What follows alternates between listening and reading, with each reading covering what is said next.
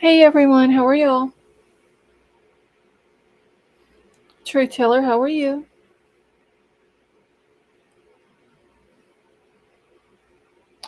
Emerald Queen and Werewolf Queen, how are y'all?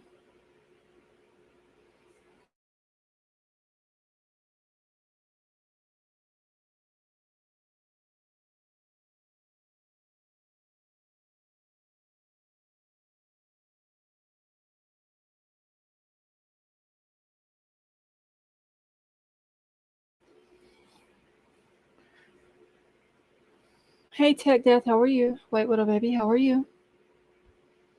No Conspiracy, how are you tonight? Hey Dreamcatcher.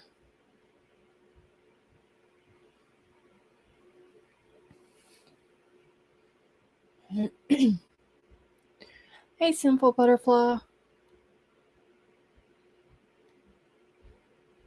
Hey Laughing Stock, how are you? Hoping for answers, how are you tonight?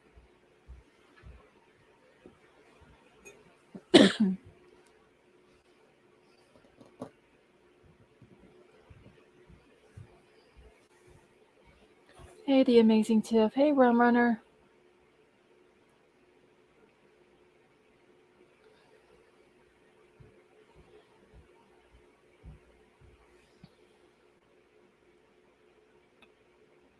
Debbie, how are you? So much about this case may never come out. Yeah, this case is crazy, y'all. Hey Glowbug. Nina, how are you? Hey Castle, headphones, how are you doing tonight? Steph, how are you? Finally caught at the beginning of the live stream. Hey American Princess. I can't believe I'm actually here on time, y'all. Today has been super crazy.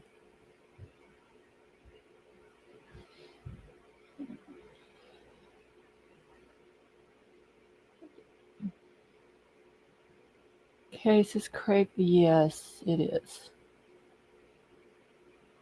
Um, True Teller, there has been some documents that was released today. One of them is very interesting. Hey Kelly, how are you? And Kelly, thank you being on the rewatch crew. Stone Gator, how are you?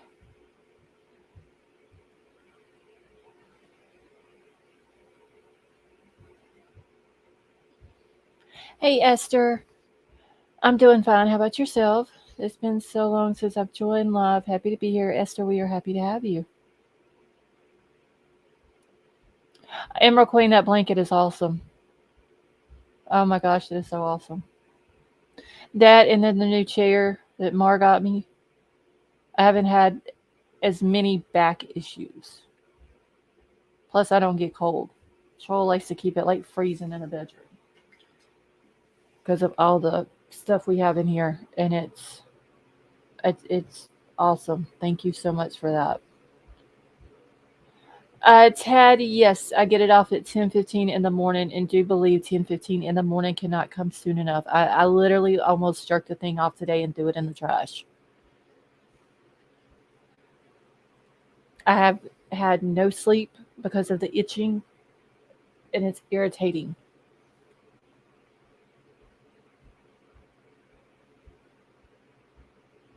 Hey, P Fox, how are you?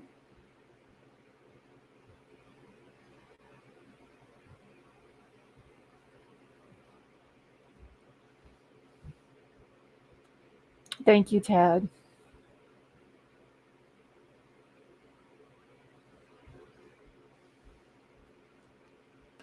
And while I'm thinking about it, I don't know if Big Al is going to be able to make it in here tonight. But can y'all? I don't want to get into what's going on with him and all that because it's not my business to tell. But if y'all can, just keep him in your prayers.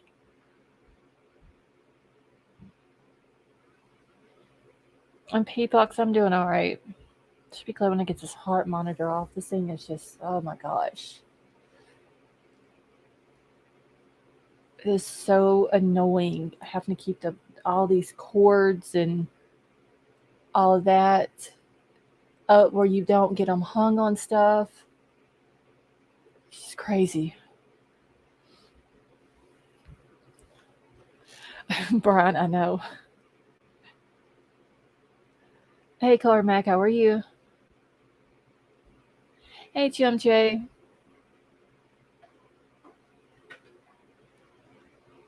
And thank you, Tad.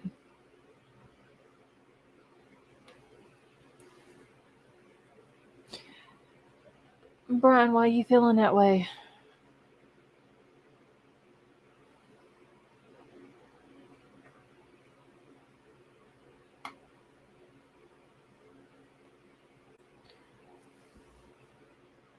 GMJ, I am doing good. How about yourself?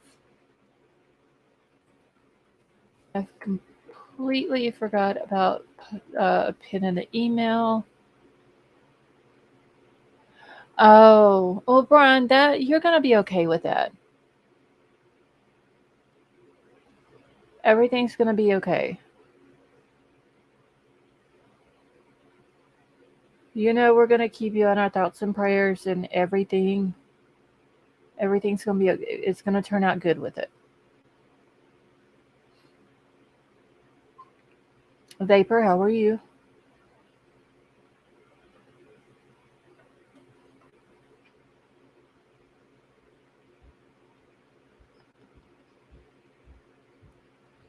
Well, Brian, honestly, when people go in and have a procedure like that done, you really don't think about that. You know, that part of it.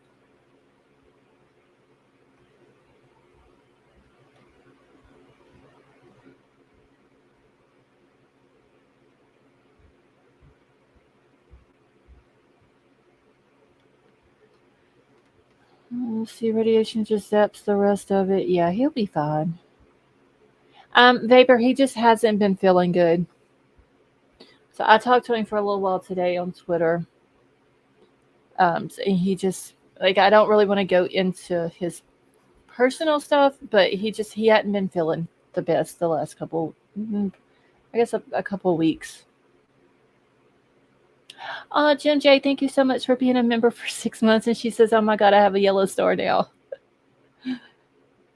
I didn't even. I guess I hadn't paid attention. I have a couple of people that's been in here that long. I don't guess I paid attention to their star colors changing.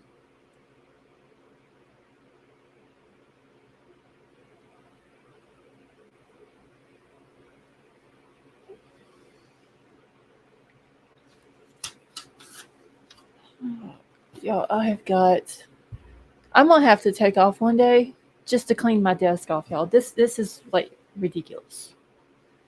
And Brian, before I forget it, you have my email. So make sure whenever you find something out about that, email me and let me know, okay? And I did get your email today. I don't remember if I responded, but I did get it.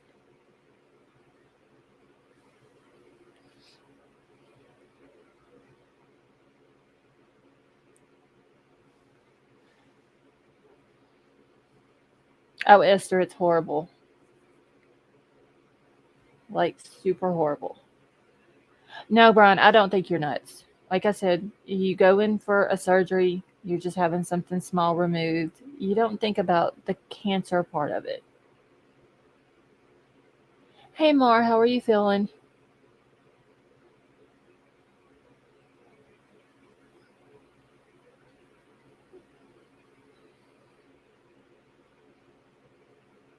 Brian, you're very welcome.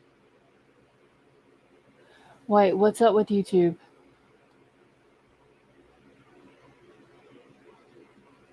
Let's see. YouTube screwed me. Oh, because it didn't renew. Still tired. Mar, I'm okay. I haven't had no sleep. I couldn't sleep last night, y'all. These dang sticker things. I couldn't. Because I'm gonna get it off tomorrow.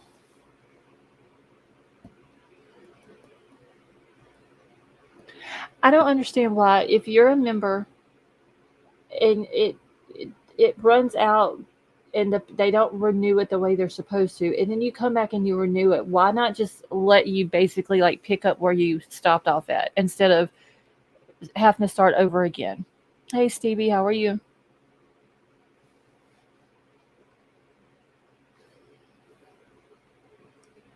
All right, y'all. I've got, I gotta get this thing pulled up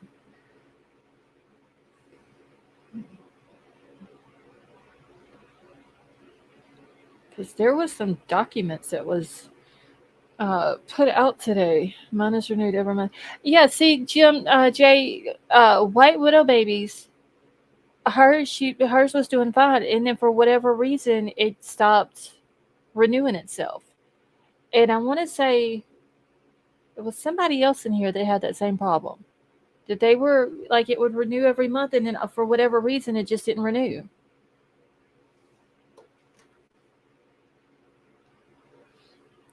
Terry, he's so organized. He keeps my space organized too. Otherwise, I don't. Esther, Troll told me the other day he was like, "You literally have post-it notes all over the place." I need to get organized. Crime Crazy says on me about that all the time. I need to get organized.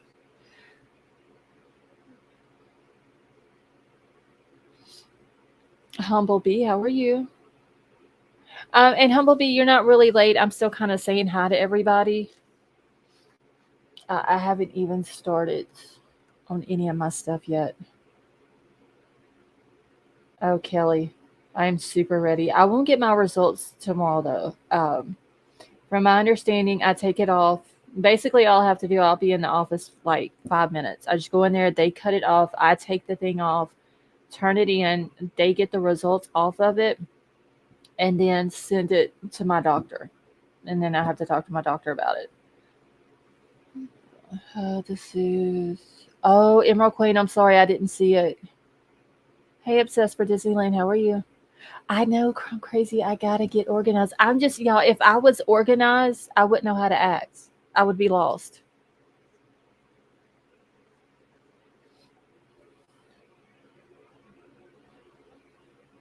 For some reason, do much better unorganized. All right, let's see. There has been 1, 2, 3, 4, 5, 6, 7, 8, 9, 10, 11, 12. But there is one on here. Let me get it pulled up. That is the most interesting.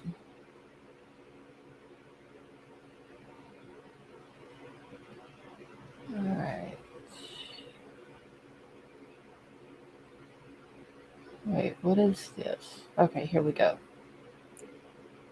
And we're going to go through all of these, but I want to read this one first, and then I have a video to play that's going to explain this by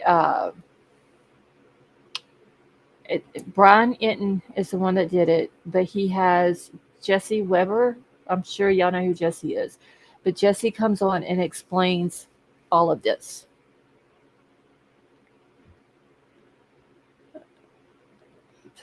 Loop recorder, I don't know. It was temporary. Still has. Yeah, Esther Ollie had to wear mine for 48 hours. Brian. Hey, Rich, how are you? All right, so this is the state of Idaho versus Bryan Christopher Kohberger, but it's also a protective order, the Brady Giglio material.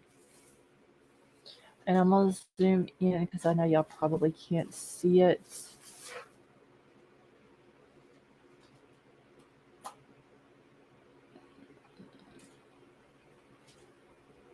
One second.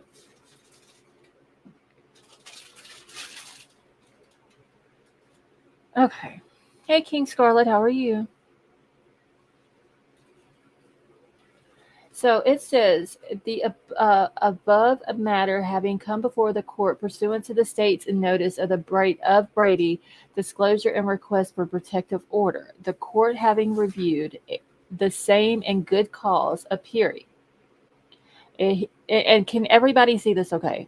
Or do I need to zoom it in just a little bit?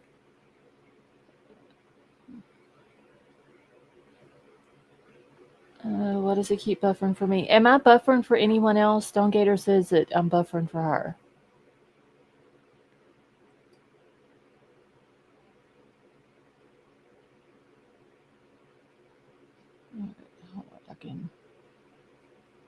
All right.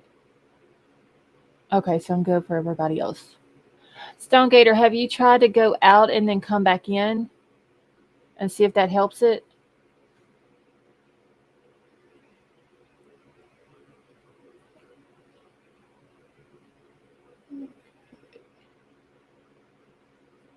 Hey Pam, how are you? Okay, so I'm not buffering for anybody else. Okay, so Stone Gator may have to go out and then come back in and see if that fixes it.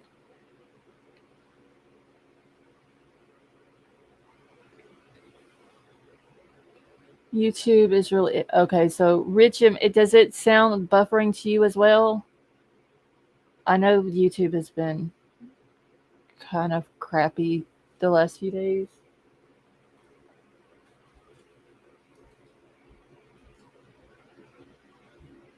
Okay, all right. Okay, so it says it is hereby ordered that the state shall disclose the documents appended under seal to the state's notice of Brady disclosure and request for a protective order filed on March the 27th, 2023, pursuant to the ICR 16I. It is further ordered that, except as provided in the foregoing paragraph, the parties in council shall not disclose the documents or the contents thereof unless authorized by the court.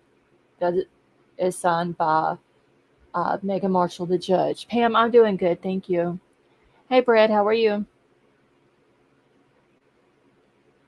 Let's see. And this is just a certificate of service. I do here certify the full, true, complete, and correct copies of the foregoing protective order. The Brady Giglio material was delivered, and it was sent to Ann Taylor and also William Thompson Jr., which is the prosecutor.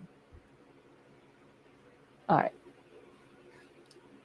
It was, I think, one other one, and then I want to show that video that's going to explain all of this. Okay, how many pages is this one?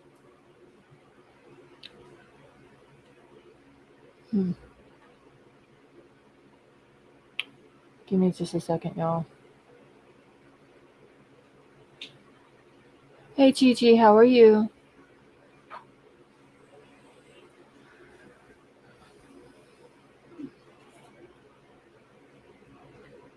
All right. Okay, let me just go into the video because it needs to be explained, and Jesse Weber is going to be able to explain it. Email up here.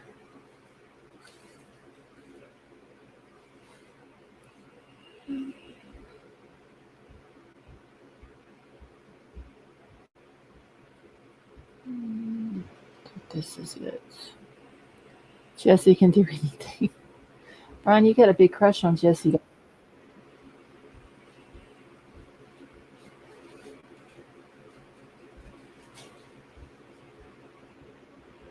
All right. And this is on the Dan Abrams show, but Brian Enton was filling in for Dan, so that's why he's on here. Where is the link? Here we go.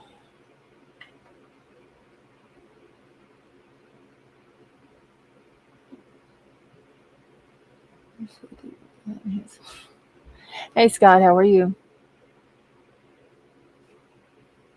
Thank you, King Scarlet.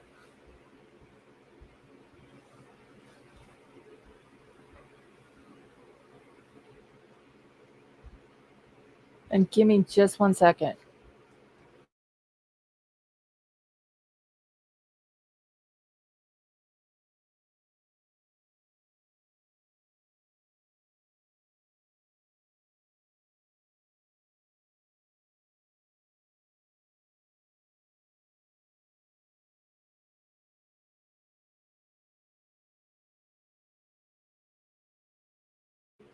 All right, I'm back. let me go ahead and get this playing. This is like 5 minutes, so I'm gonna mute out. Y'all make sure to let me know if y'all can hear it or not. Hey everybody, I'm Bryan Entenmann for Dan Abrams tonight. He is on vacation this week. Thanks a lot, Chris. We're going to continue to cover this breaking news, these documents that just came out right before the show in the case of Bryan Kohberger, the suspected Idaho student killer, revealing what could actually be a major problem for prosecutors, possible misconduct on the part of an officer involved in the case. That was revealed during an internal affairs investigation and could involve information that could actually help the defense. In a notice filed to the court on Monday and released just a little more than an hour ago, state prosecutors have now notified the court that, quote, the state has become aware of potential Brady Giglio material related to one of the officers involved in the above referenced case. That material in the form of confidential internal affairs investigation, key in on that word right there, is hereby submitted in camera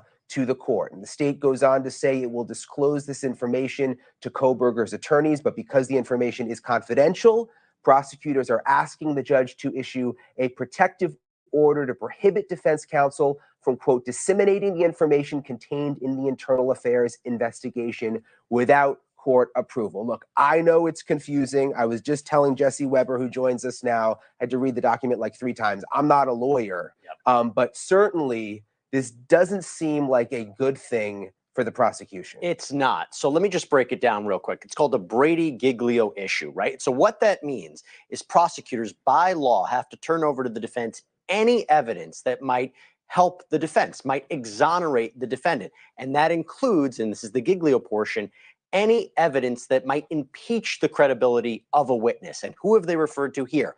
A police officer as part of an internal affairs investigation. So what could this be? What's the worst case? Let's say this was an officer that provided an affidavit in support of a search warrant for key evidence in this case. If that officer lied as a part of that affidavit, if this officer withheld information as a part of that affidavit, potentially this evidence could be thrown out. This is a big problem for the prosecution. Now, I heard Dave Arenberg on Cuomo's show. This could also be something different. This could be something personal about the officer. But by law, they'll have to disclose it because let's say here's a different example. An officer maybe had a pattern of misconduct.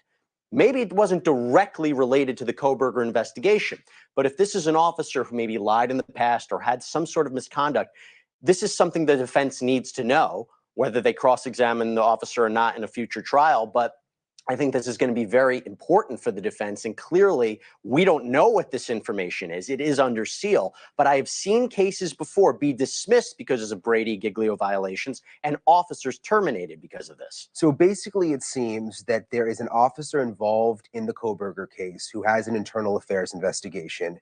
The prosecution has now decided we need to make this, we need to make the defense aware of it. Is it possible the prosecution is just thinking, look, this is a huge case. We want to be as careful as possible. This isn't a big deal, but let's do this anyway. Or does this mean that it's actually something significant? They, by law, have to turn over anything that might meet that criteria. So they are doing their job. We don't really know how significant it ultimately is. But when I read the words of an internal affairs investigation, my first thought is whatever this officer did or did not do, it makes it seem like it might not just be this case. It could be something further. And look, at the end of the day, we're not sure what the impact is going to be. But when you hear the Brady Giglio violation, I've seen problems. I've seen cases thrown out. And officers, this is the last thing they want to be on. I mean, if you are put on this list of potential violations, it could really torpedo your career and can really blacklist you in a way. So is it possible that we'll figure out what all of this means? Because there's the gag order in place. With this whole situation in case, we've been having to piece together puzzle pieces because there's so much redacted every time they release something. You think we'll get the details on this? Potentially. There's a part of it where if, let's say this case is ultimately dismissed. I'm not saying that's going to be the case. I'm curious to see what would be allowed to be said about it or not. Then again, if this officer, and if evidence is thrown out, that's a separate question. But if this officer, whoever it is, makes it to a trial, they can be cross-examined about this material, and maybe eventually we would learn what it could be. It's going to be interesting. Jesse, you were at dinner. We called you. Oh my gosh, there was a document dump. It's important. Come back to the state. Come back over here. Help us understand it. You did. We appreciate you coming. Of course, out, Bryan. Thank you. Good. Thank you for watching. Go to News Nation. Okay. I wonder who the officer is.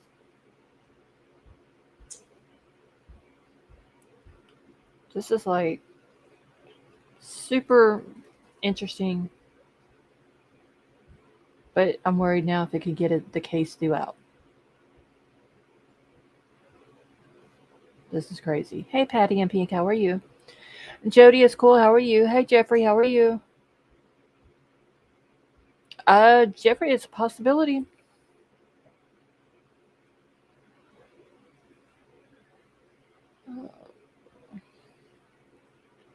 Hold on, y'all. I'm trying to find something in chat. I was trying to follow a conversation and missed it. I don't know. I'm worried about this now. And I'm wondering if it has to do with Brett Payne.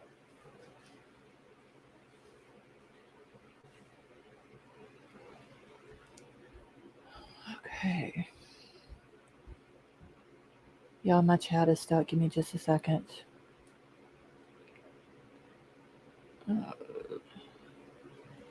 Yeah, I can play the video again. Hold on one second.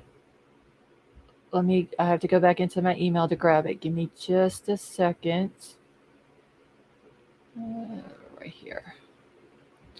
Okay, I don't know. I was on another channel, was talking about it and said it was a big deal. Yeah. Okay. Give me just a second. I'm pulling it back up. Jennifer, how are you? And yes, it has been problematic but crazy, and it's to the point where nothing makes sense, and it's crazy.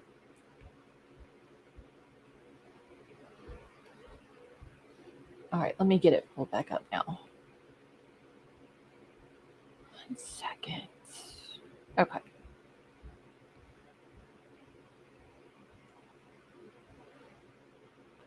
See, if he gets thrown out, he will have to leave the country or someone will take him out. Sure, he won't be.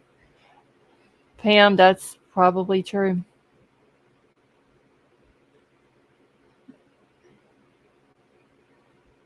Okay, so Jody is cool. Real quick, before I play this, there is an officer who is involved with the case. There is now an internal affairs investigation going on with that officer. Okay, Vapor, no, it's no problem. I can play it again. I downloaded it. And Jody is cool. You're very welcome. All right, for those that is just now coming in, I'm going to go ahead and play it again.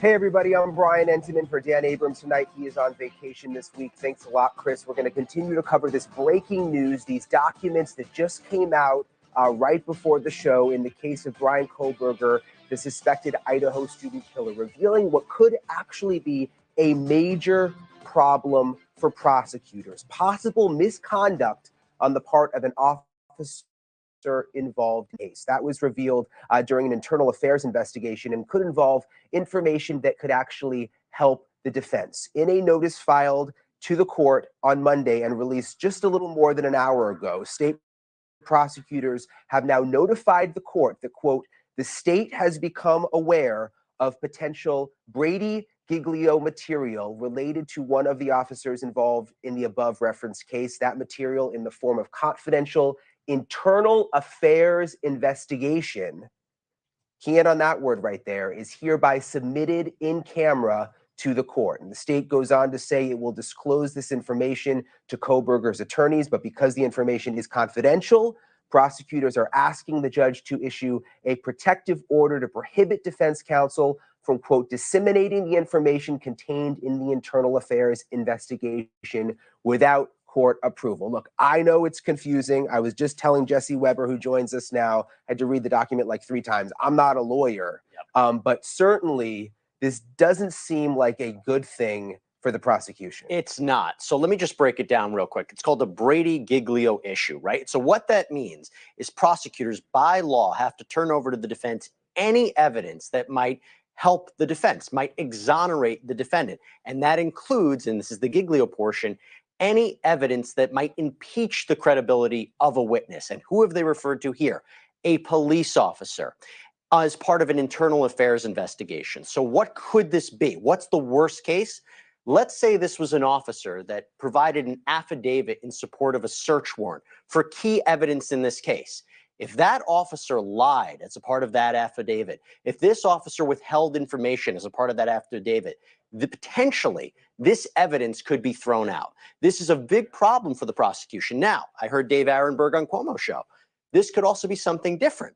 This could be something personal about the officer. But by law, they'll have to disclose it because let's say here's a different example. An officer maybe had a pattern of misconduct. Maybe it wasn't directly related to the Kohberger investigation. But if this is an officer who maybe lied in the past or had some sort of misconduct, this is something the defense needs to know, whether they cross-examine the officer or not in a future trial. But I think this is going to be very important for the defense. And clearly, we don't know what this information is. It is under seal. But I have seen cases before be dismissed because of Brady-Giglio violations and officers terminated because of this. So basically, it seems that there is an officer involved in the Kohberger case who has an internal affairs investigation.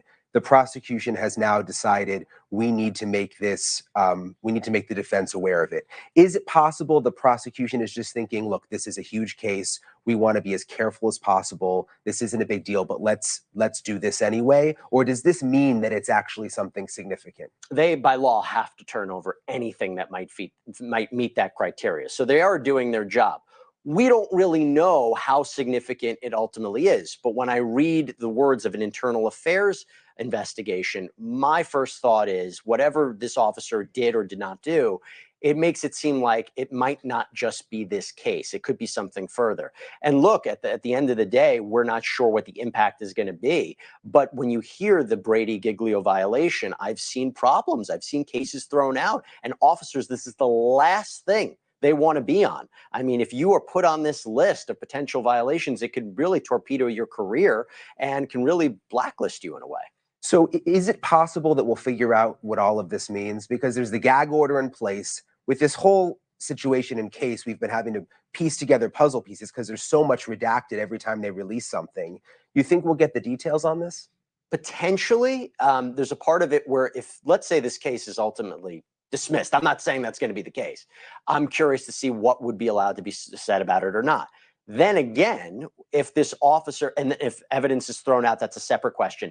But if this officer, whoever it is, makes it to a trial, they can be cross-examined about this material, and maybe eventually we would learn what it could be. It's going to be interesting. Jesse, you were at dinner. We called you. Oh my gosh, there was a document dump. It's important. Come back to the state. Come back over here. Help us understand it. You did. We appreciate you coming Of course, out, Bryan. Thank you. Good. Thank you for watching. Okay. This case just gets more interesting by the day, don't it, y'all?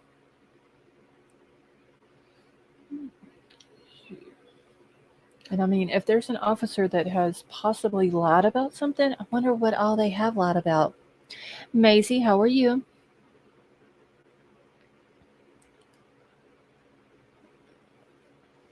Cross-examination of any witness as usual. It's not that big of a deal. They aren't making out. You don't think so, I'm crazy?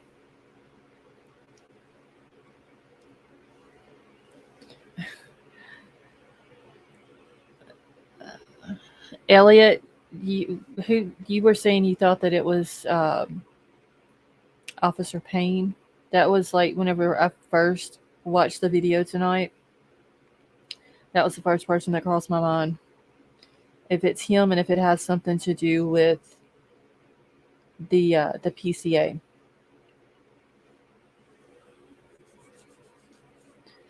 What if someone worked with Bryan and conspired with him or tried to help him? Remember, he was in criminology.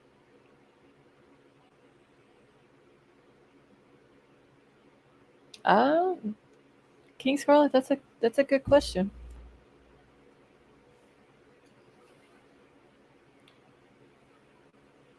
Crime Crazy, you hit it before I had a chance to.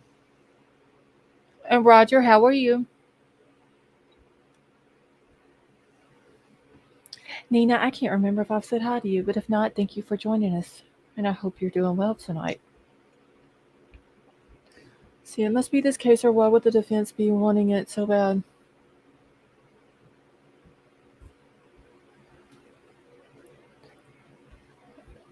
Here, the messenger.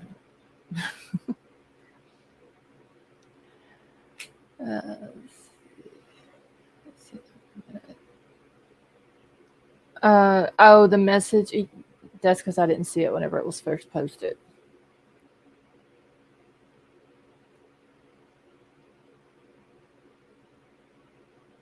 And they're just like super quick.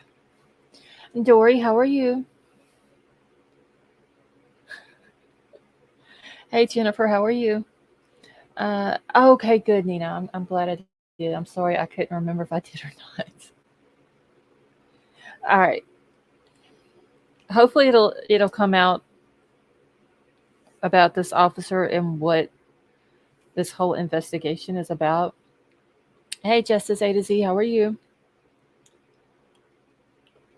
And we will hopefully we'll get some more information. I mean, because we gotta wait. If we have to wait all the way till June, we've got 89 more days. Oh, that's a long time to have to wait. Cheryl, I hope he doesn't. I mean, if he's the one who did this, I hope he doesn't.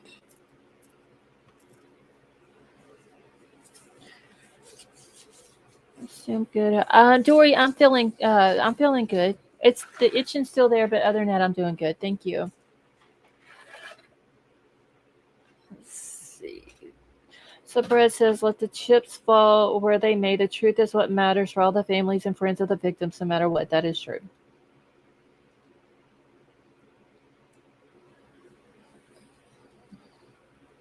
Time will fly by. I hope it does. Golly, it's just seems like it's taken forever. All right, I'm fixing to go to the beginning of these documents that was dumped out. Because like I said, I didn't realize there was this many. I thought it was just 3.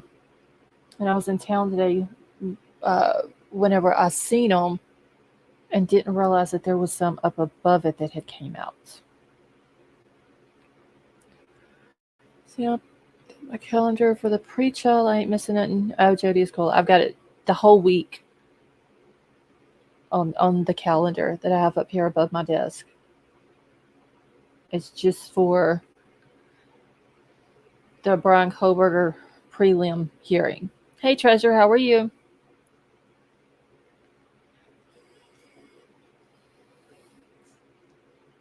Okay, and I thought I seen somebody else come in a minute ago that happened. As one, how are you? That's who it was. All right, so let me get the first one up.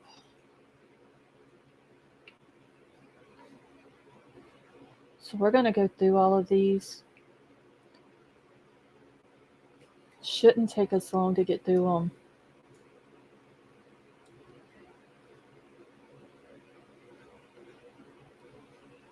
Macy, thank you so much for that super sticker. That is very nice of you. Thank you.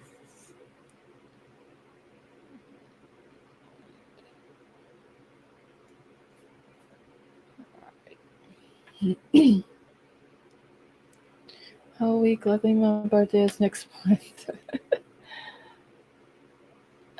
See, I thought it was about 800 pages. There may be some of them that is longer than the other ones. I haven't got to go through all of them. I know there's one that has like 5 pages. So some of them may be long. Hopefully it's not as long as what the first document dump was. That one was like 700 and something pages long.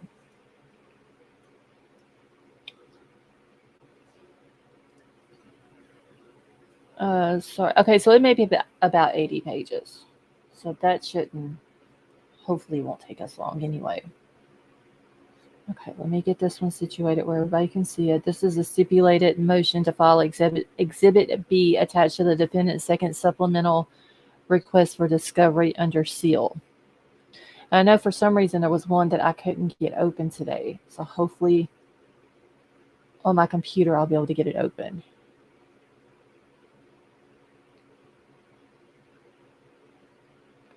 exit out of this. And y'all, every time I click on something on here, it pulls up this box. If I accidentally time someone out, I do apologize.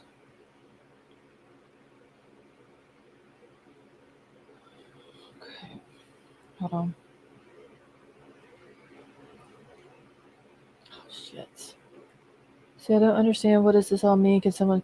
Okay, so Sinful Butterfly, the video that I was just playing, it's talking about a Brady Giglio issue, violation, however you want to say it. Basically, there is an internal investigation, an internal affairs investigation on one of the officers that has had dealings or that is involved with the Bryan Kohberger case. If I accidentally... Crap, crazy.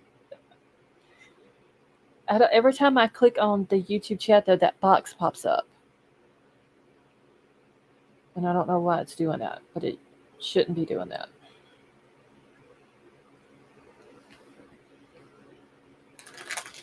Okay.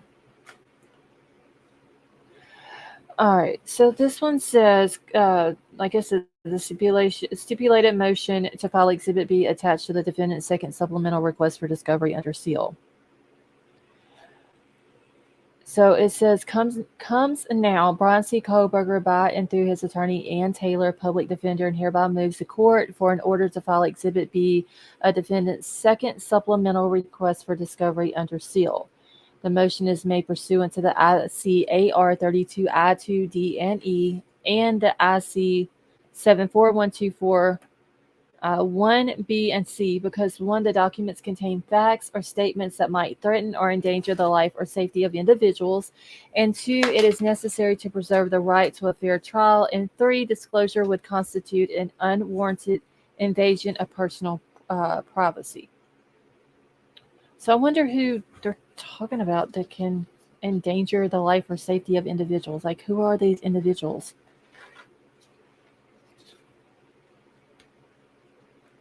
So this was dated, looks like the 23rd day of March. So Ann Taylor has signed it. William Thompson has signed it.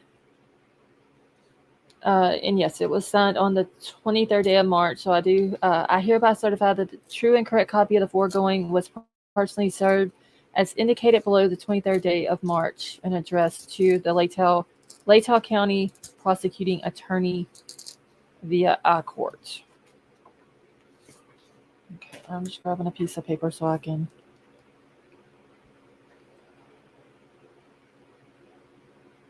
All right. Does that mean I cannot utilize that witness? And right now, they should still be able to use that witness. All right, give me a second. I need to write this one down so I don't go over it again. Okay, I think somebody most likely framed him, whether he is directly involved or not. It is the only thing that makes logical sense. I mean, Brett, okay, so just in your opinion, do you think that it's possible that they're framing him and that's how, like, the DNA ended up there on the sheet? Or if there's something else going on that they could be doing to possibly frame him? Because I'm just hoping if he did it, he's convicted and nothing happens and he gets to walk. And I'm hoping, just for the sake of the family and the victims, that they have the right person.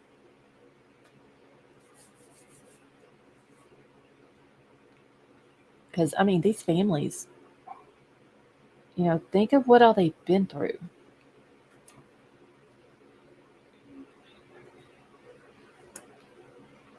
Okay, I think that someone else left the sheath. Okay. Do you have an opinion on who left it, Brad?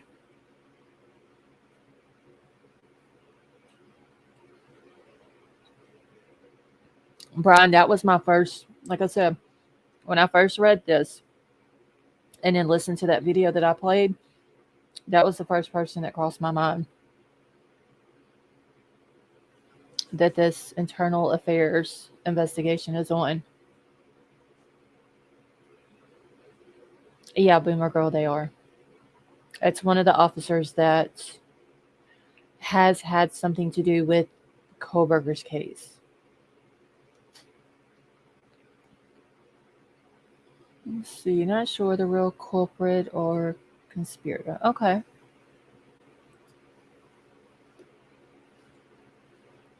Emery, I hope not. I mean, that family, just like the other 3 families, they've been through a lot. And if something like that was to happen, uh, it would just be that much worse.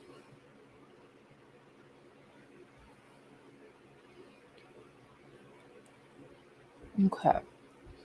So let me grab the second one and pull it up.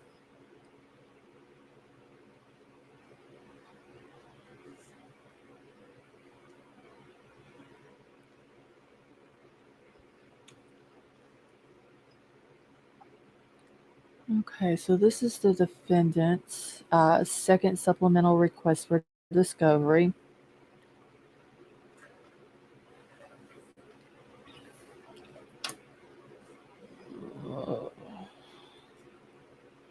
Wait, who is in trouble for killing wolves?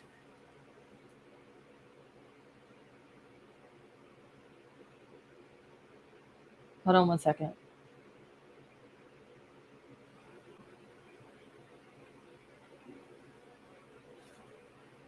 Give me just a second. I'm going to enter a message back.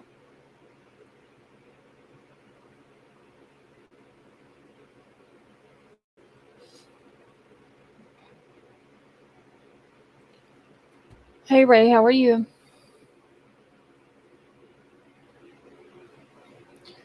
All right.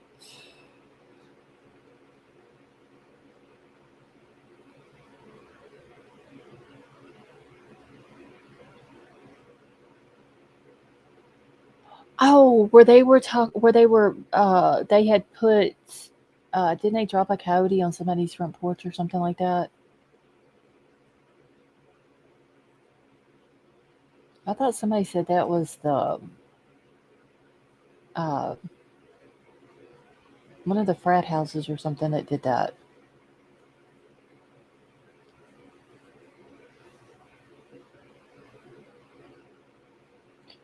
Ray, I'm doing good, thank you.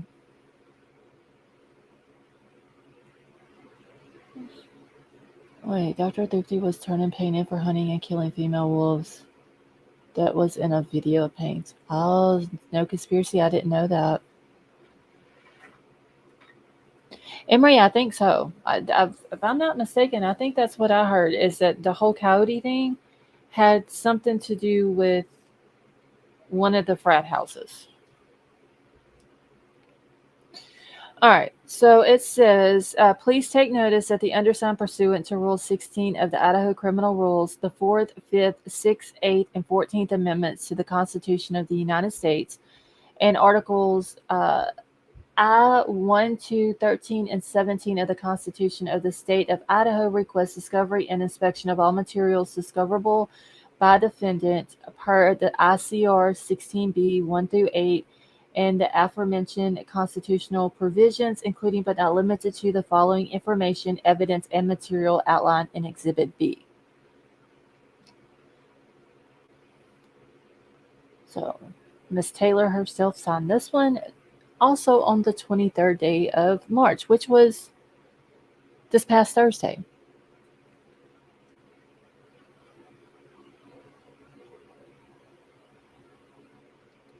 So I'm curious to know what's going to be in that second discovery, which we're not going to know until the trial or the hearing. But hey, Illusions, still curious to know. All right.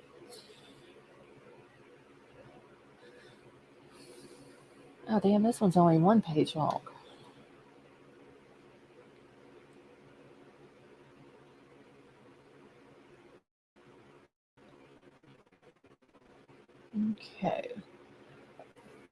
So this is the order to the defendant, the evidence to the defendant's second supplemental request for the discovery under seal. Give me just a second. I'm just going to write this one down.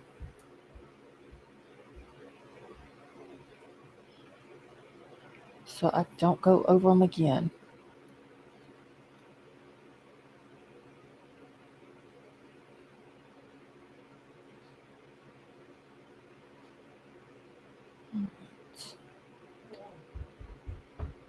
Okay, so it says the court having before the defendant stipulated motion to file Exhibit B attached to defendant's second supplemental request for discovery under seal, and after reviewing the stipulation, weighing the interest in privacy and public disclosure and good cause appearing, now therefore pursuant to the ICAR 32I 2D and E, and IC 74-124 1B and C, because 1, the documents contain facts or statements that may threaten or endanger the life or safety of individuals, and 2, it is necessary to preserve the right to a fair trial. 3, disclosure would constitute an unwarranted invasion of personal privacy. It is hereby ordered that defendant's Exhibit B attached to the defendant's second supplemental request for discovery shall be filed under seal, and that was ordered on March the 24th, so this past Friday.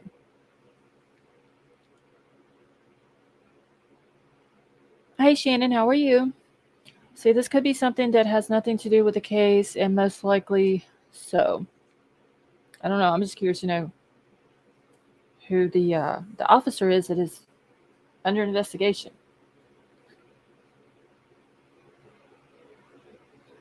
Okay. 1, 2, 3.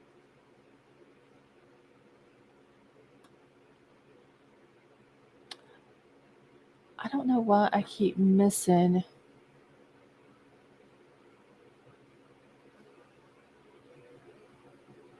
people coming in. I don't see. Hey, Nora, how are you? Hey, Laurel, how are you? All right, y'all give me just a second. I'm grabbing the next one.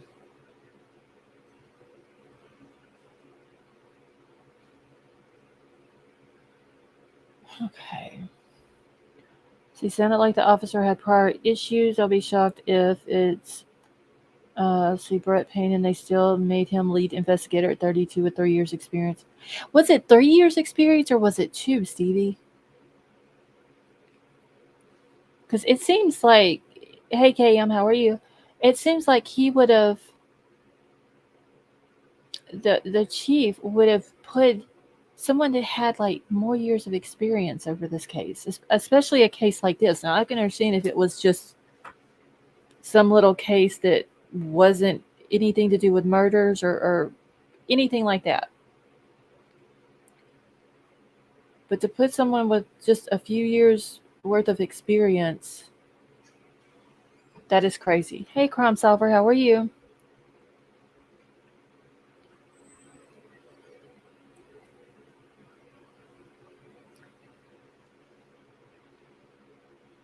Okay. Hey, J-Luck. Did not say hi. I'm so tired, and yesterday was a bad day. What's the pro? J-Luck, I'm sorry you had a bad day. And J-Luck, real quick, there is an internal affairs investigation on one of the cops that is involved with Bryan Kohberger's case.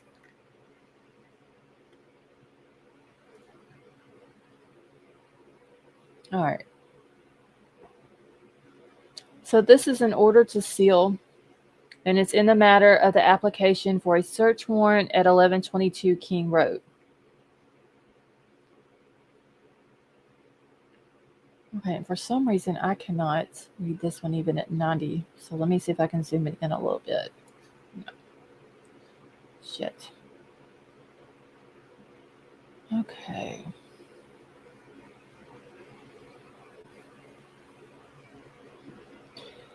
All right, so it says this matter came before the court on March the 14th of 2023 on the state's motion to seal or redact pursuant to ICAR 32I.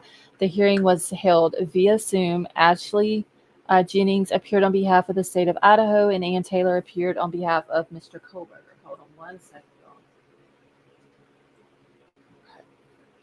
The court reviewed the records, considered the arguments presented, weighed the interest in privacy and public disclosure, and announced its findings of fact on the record. Therefore, pursuant to the ICAR 32 I2 A, D, and E, and IC 74-124, I, B, C, and E, the court finds it necessary to seal the documents related to the search warrant for the following reasons. Number one is the documents contain highly intimate facts or statements, the publication of which would be highly objectionable to a reasonable person. Number two is the documents contain facts or statements that might threaten the safety or endanger the life or safety of individuals. Number three, it is necessary to preserve the right to a fair trial. 4, disclosure would constitute an unwarranted invasion of personal privacy, and 5, production of such records would disclose investigative techniques and procedures.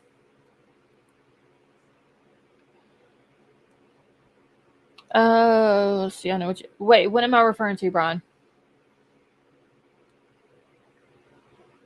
So this one was also signed on the 24th, which is this past Friday. And that was signed by Judge Megan Marshall. Okay, what was this one? So that's the order to seal. So this is the order sealing search warrant and related documents. And this is also in the matter of the application for search warrant for 1122 King Road. So based upon the motion to seal the search warrant and related documents filed herein, the court does hereby confirm in order that the affidavit for search warrant, including any exhibits, search warrant, return of search warrant, including any exhibits and inventories of items seized in order are confidential, exempt from disclosure, and are sealed pursuant to the Idaho Court Administrative Rule 32G1 for the reasons stated in said motion and until April the 1st of 2023, or further ordered of the court, whichever comes first. So this was done February the 25th at 12:30.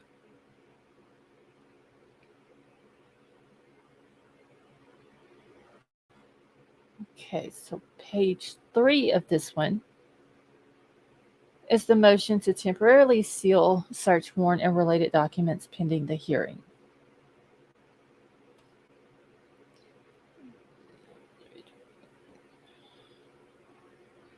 All right. This also is in the matter of the application for a search warrant for 1122 King Road. So the state of Idaho, by and through the Latah County prosecuting attorney, respectively moves the court pursuant to Idaho Court Administrative Rule 32G1 and Idaho Code 74-124 for a temporary order sealing search warrant and related documents, including the affidavit for the search warrant, including any exhibits, a search warrant, return of the warrant, including all exhibits of the inventory of items seized, and the order filed herein, because release with disclosure would, and it's basically the same thing. Hey, Ava, how are you? Interfere with enforcement proceedings, deprive a person of a right to a fair trial, constitute an unwarranted invasion of personal privacy, disclose the identity of a confidential source. That does not mean that there is a confidential source. Just putting that out there. It's just basic standard legal lingo that they put in a lot of these documents. But it does not mean that there is a confidential source. And or disclose investigative techniques and procedures. So wherefore the state respectively prays that the court temporarily seal from public disclosure the affidavit for the search warrant, the search warrant itself, return of the search warrant, including all exhibits, in order herein under the provisions of the Idaho Code Administrative Rule 32G1 and the Idaho Code 74-124 pending a hearing on the matter. All right. It doesn't mean anything. It's standard verbiage.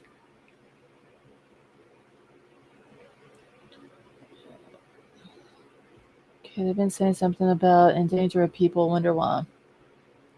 I would guess King Scarlet just putting someone's name out, maybe someone that we haven't heard of, or it could be their roommates, Dylan and Bethany. Um, just putting like any type of personal information out. And I just hope people don't start running again with the whole confidential informant part of it. Or confidential source, as they have it in here. All right, so this one was also signed the 22nd day of February. Genealogy involving BK's father could raise a huge argument involving privacy unless he was included in the warrant. That's a good thought. That's one. Okay. I don't think I wrote this one down. Give me just a second.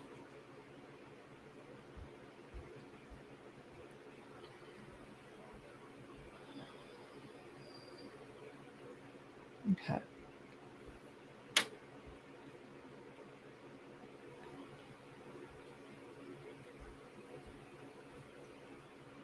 Okay, what, little baby? I hate how they include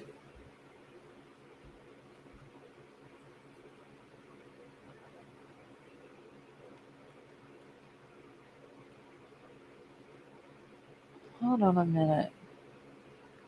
So this is something to do with Google.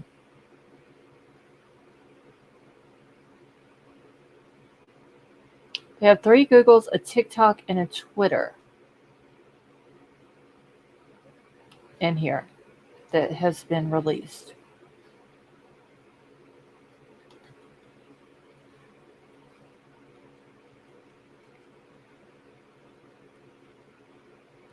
LJ, how are you? Police are allowed to pull from garbage. Oh yeah, and they could, and a lot of people was thinking that they had to have a warrant to pull the garbage from Bryan's neighbor's house, but because the garbage was on the sidewalk or at the road or whatever, um, they didn't have to have a warrant.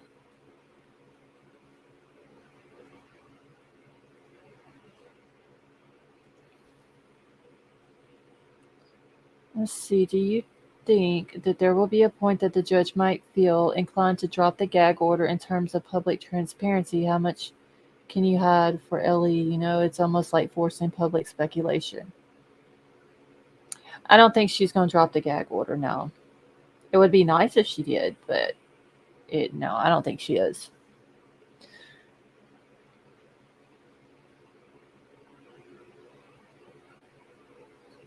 All right, let me zoom this one in. So this isn't a matter of the application for the search warrant for Google services. And it's an order to seal as well. No, Stevie, you're good. Yeah, that was the whole garbage thing was brought up, or when it was first brought up, a lot of people were saying, like, why didn't they have to have a warrant and all that? And I forgot who it was that came out and explained it, that once it hits the curb or it's sitting on the side of the street, however it is that they have it up there, like there's no reason that they have to have a warrant for it at that point. Laurel, that's why I think they need to drop the gag order. But I don't see her doing it.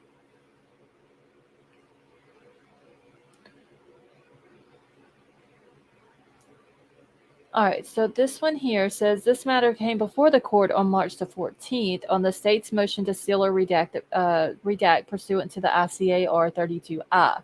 The hearing was held via Zoom. Ashley Jennings appeared on behalf of the state of Idaho, and Ann Taylor appeared on behalf of Mr. Kohberger. The court reviewed the records, considered the arguments presented, weighed the interests of the privacy and public disclosure, and announced its findings and the fact of the record.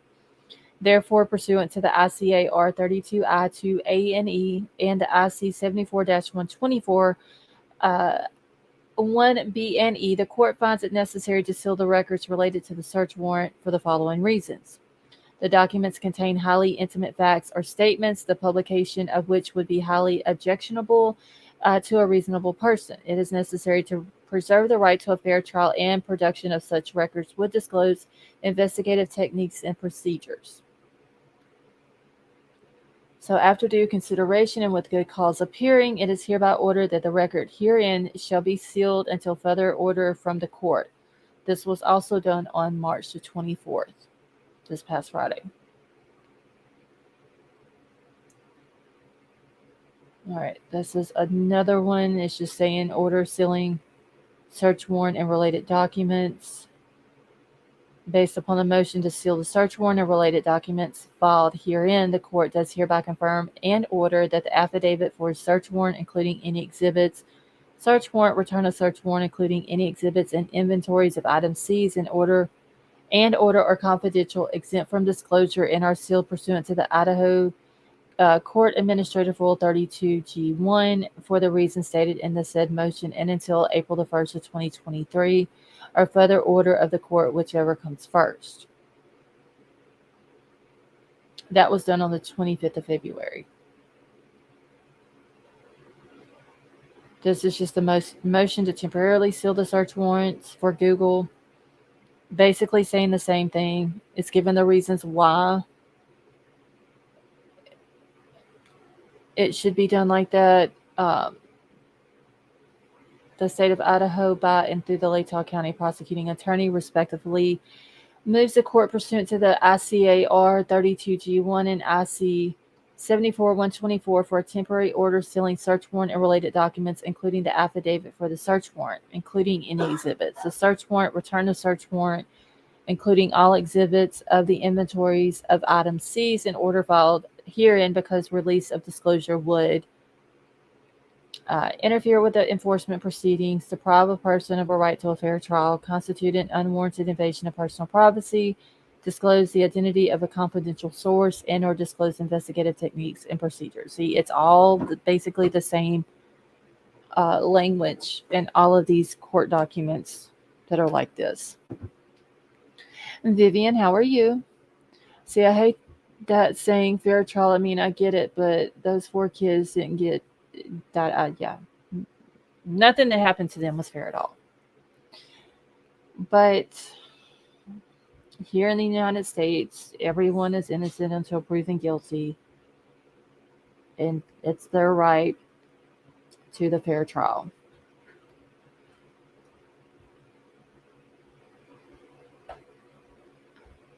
Let's see, I hope they at least allow post video of each day of no love.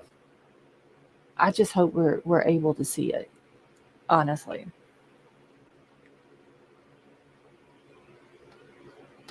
Okay, I gotta write down what this one was for. This was the Google one.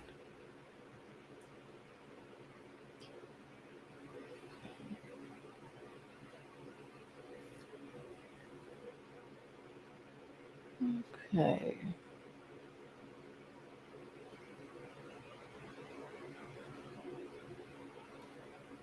There's actually 3 Google documents, and there's so many documents in each one. I gotta go back and look though, because I don't remember how many in that other document dump that they did. How many Google ones were in there? Cheryl, he probably will be. It wouldn't surprise me.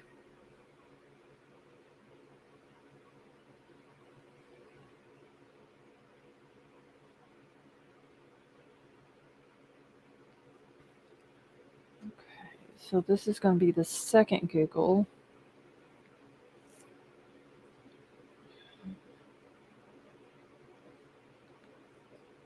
Okay. You asked me the trial should be as fair as the treatment of the victims was.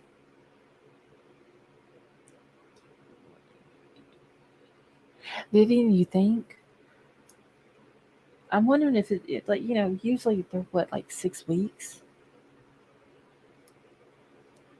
wondering, I'm seriously wondering how long this one's going to take. Linda, these are different documents that was released today.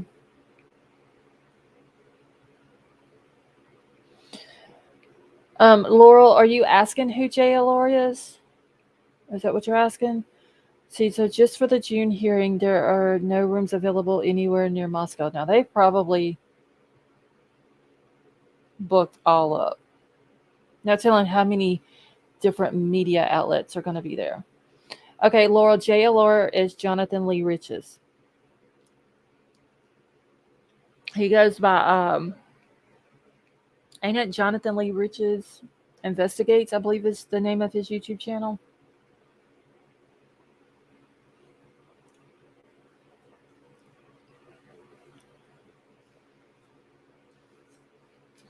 All right, let me zoom this one in.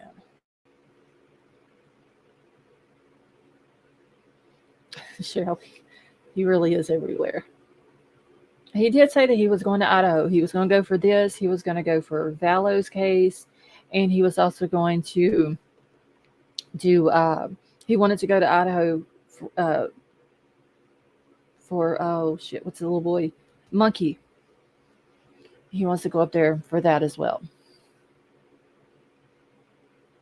Wait, what up, baby? You're good. All right, so this is going to be the second Google one. And this is going to be another order to seal. It has to do with Google services. This is on the same Zoom. Let me see if I can zoom it in just a little bit. Wait, little baby. JLR in the bushes.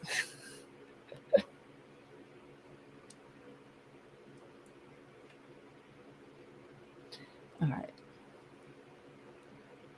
So this one is saying, see, the matter came before the court March the 14th on the state's motion to seal and redact pursuant to the ICAR 32I.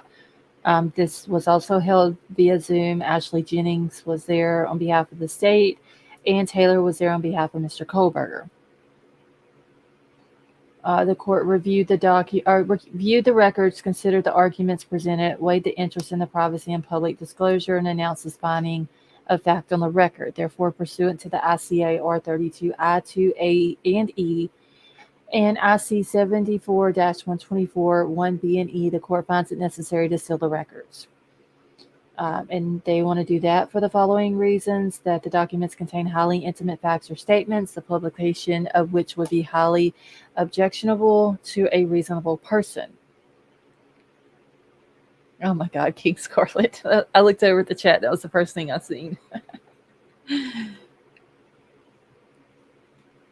So number 2 is this necessary to preserve the right to a fair trial, and production of such records would disclose investigative techniques and procedures. Rebel Ray, how are you?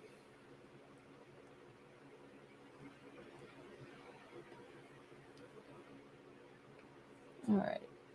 So let me go down to the next one. This is just going to be the same thing. Order sealing search warrant related documents. To begin with, they were going to do it until April the 1st, or further order of the court, whichever comes first. That was signed also on February the 25th.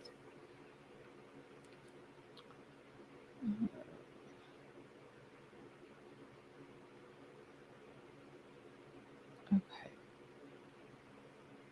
Let me go down. There's no sense in reading the same thing over and over and over. Rebel Ray, yes, I'm doing good, thank you. So the motion to temporarily seal the search warrant and related document pending the hearing. I believe this is going to be the same thing also. Yes, this is going to be the same thing. That's where they're talking about, they want to do it so it doesn't interfere with enforcement proceedings, deprive a person of a right to a fair trial. Thank you, Sharon. Michael T., how are you? Constitute an unwarranted invasion of personal privacy, disclose the identity of a confidential source, and or disclose investigative techniques and procedures.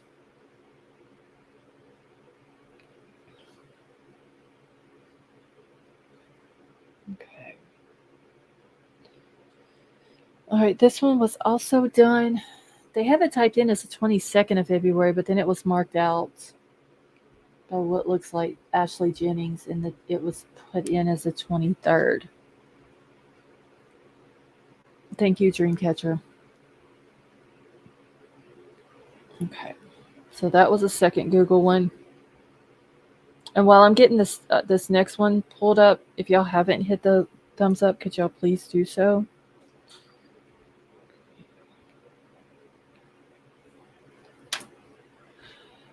I know, Cheryl, it sucks. It's the way it is here. I mean, it wasn't nothing fair about what the victims went through, but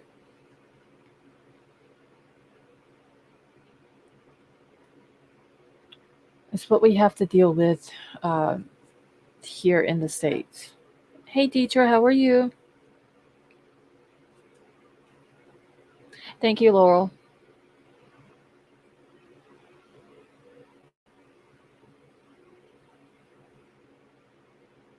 Okay, so this is also ordered to seal and redact. It's in the matter of the application for a search warrant for Google.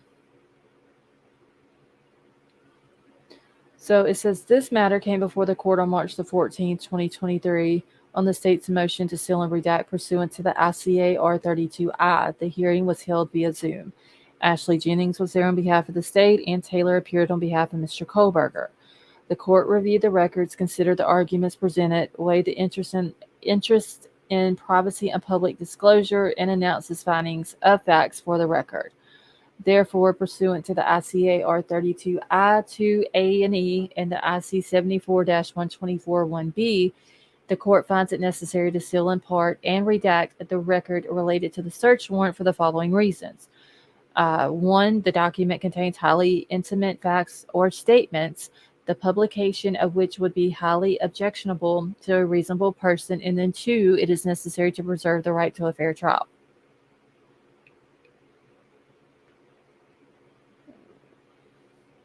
So after due consideration and with good cause appearing, it is now hereby ordered that the record herein shall be disclosed except for the following. The affidavit in support of the search warrant is sealed. The search warrant and receipt and inventory be redacted. The order will remain in effect until further order of the court. That was signed March the 21st of 2023. So that was also this past Friday.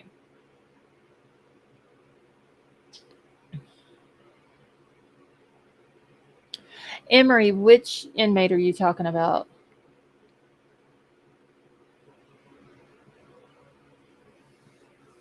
All right. This one is order sealing the search warrant and related documents. So this is going to be the second document within the third Google document dump. The one, oh, I didn't see his mugshot. Where do you see that at, Emery? Okay, if he was 100% guilty, then we wouldn't need a trial. If he pleads not guilty, then we have a trial because he may be innocent. Not that I think he is, but someone has to prove it. I just don't see him pleading guilty come June. Oh, Laurel, thank you so much for that super chat. She says, thank you for your attention to detail and your open mind. You're very welcome, and thank you for that super chat. That was very nice of you. See News Nation. Oh, I must have missed that.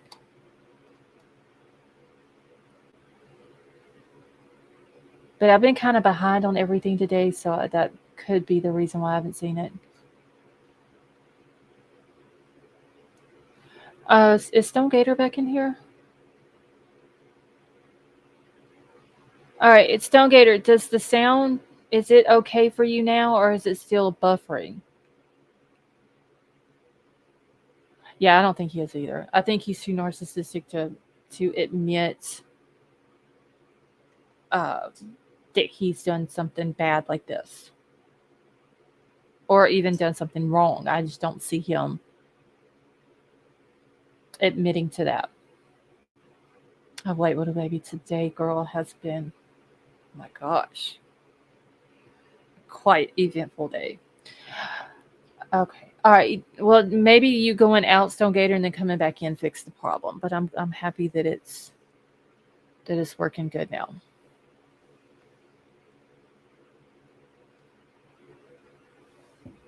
Hopefully he slips up and confesses to someone in jail. But see, teacher, that's the thing though. They're saying that he is that he's in solitaire, like he's not with the other inmates. So I don't know how he would do that unless he's uh told something when he's in mass or something like that. But I don't see him even slipping up and saying anything.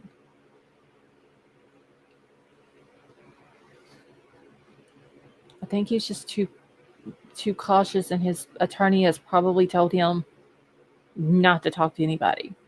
Werewolf Queen, thank you so much for the super chat. She said, adding to the Mod Squad's bullying a viewer fund. Thank you so much for that. That is very nice of you. I believe he is guilty, but I was wrong once, and it could happen again. Wait, what was you wrong about?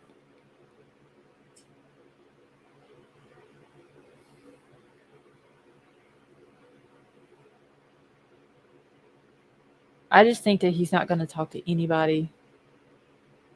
Sure, that's what his attorney has probably told him.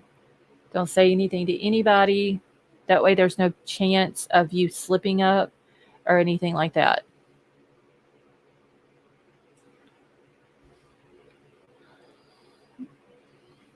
Hey, Marissa, how are you? All right, Mar, you have a good night, honey.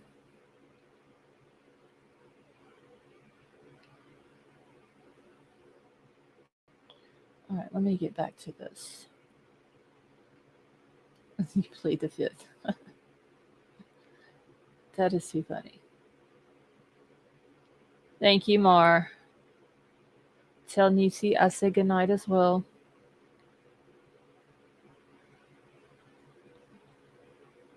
All right, so this one, the order sealing the search warrant and related documents. Based upon the motion to seal the search warrant and related documents filed herein, the court does hereby confirm in order that the affidavit for the search warrant, along with the exhibits, the search warrant, return of the search warrant, including any exhibits and inventories of the items seized in order are confidential, exempt from disclosure, and are sealed pursuant to the ICAR 32G1. For the reasons stated in the said motion, and until April the 1st of 2023. So y'all, if they wouldn't have had, because this was done in February, if they wouldn't have went back and had another, I guess, hearing on this, these Zoom calls that they're doing, all of this, like everything would have been unsealed April the 1st.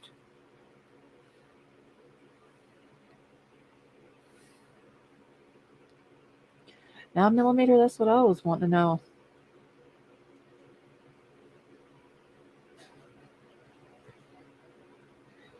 All right, so the next one in this is a motion to temporary seal search warrant and related documents pending hearing.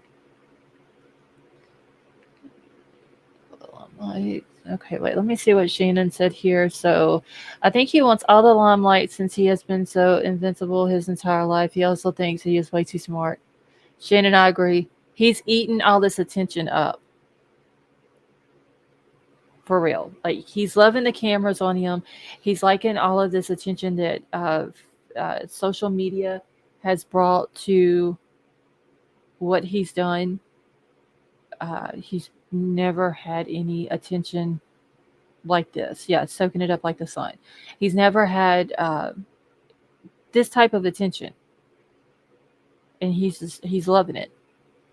And more than likely, I can completely see him dragging this out as long as possible to keep getting that attention.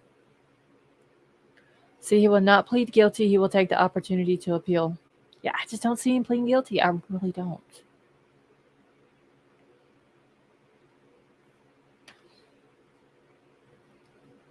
And his ego, it's going to cause his head to get so freaking big, it's going to end up exploding. Okay, but what Okay, but will he feel the same if found guilty? Teacher, yeah, I think he will. Because if he's found guilty, he knows that social media and even just media in general is going to talk about this for a while afterwards. Because once he's found guilty, then there's still the sentencing phase of it that he's got to go through. So it's going to keep continuing like that. That attention to this case is gonna it's gonna keep going until he is eventually either sitting in a prison with a life sentence term or he's sitting on death row. And even if he goes to death row, people are going to keep up with it because he's going to have appeals. Well, he's going to have appeals even if he gets a life sentence, but they're going to keep up with it. Social media is, and he knows that.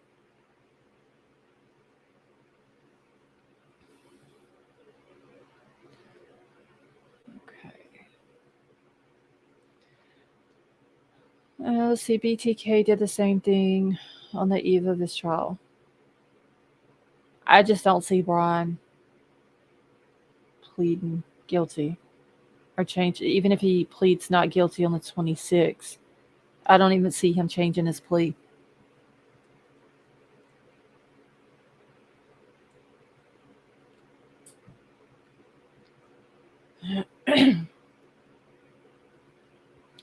All right, so this is a motion to temporarily seal search warrant and related documents pending hearing, and it says the state of Idaho by and through the Latah County prosecuting attorney respectfully moves the court pursuant to the ICAR 32G1 in the Idaho Code 74-124 for a temporary order sealing the search warrant and related documents, including the affidavit for the search warrant, including the exhibits, search warrant, return of search warrant, including all exhibits of the inventories of items seized. And the order is filed herein because release of disclosure would interfere with the enforcement proceedings, deprive a person of a right to a fair trial, constitute an unwarranted invasion of personal privacy, disclose the identity of a confidential source, and disclose the investigative techniques and procedures. So he knows this is already heading and probably further past 2027, Bryan. This is years. Hold on.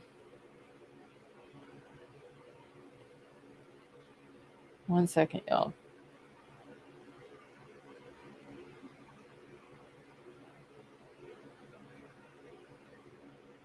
One second. Okay.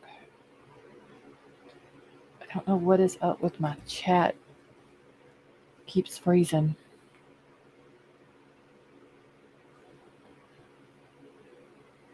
Okay, so Stevie says the Brady Giglio ideas forensic investigator 11 to 13 Elantra to 15 Elantra warrant approval. Brett Payne finding the knife sheath immediately. Garbage retrieval, gated community phone pings, bushy eyebrows.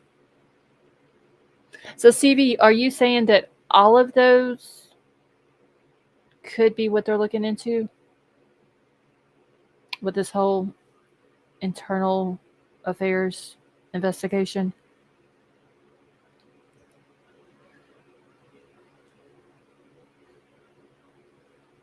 He might not get death if he confesses. I mean, I'm wondering if they're going to offer him a plea deal.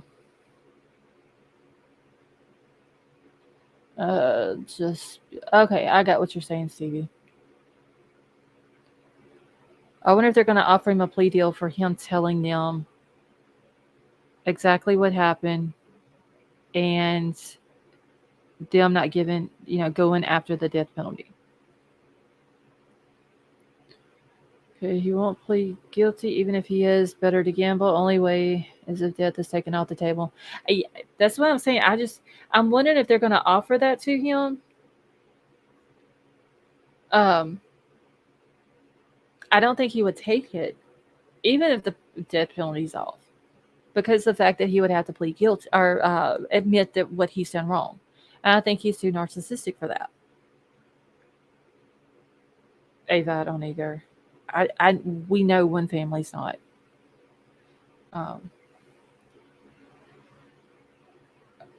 I don't think the other families would either, but we haven't really heard a lot from them as much as we have one. Coffee and conversation. How are you? Do we know how the victims' families feel about the death penalty? Do they want him charged? Okay, so coffee and conversation.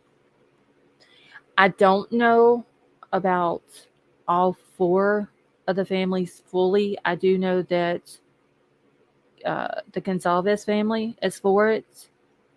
And I know that Xana's mom has said that she is not for it. She does want Xana's mom Kara has stated she doesn't want the death penalty, but she does want justice for the victims. Okay, did the prosecution have to give details of the internal affairs investigation to the defense?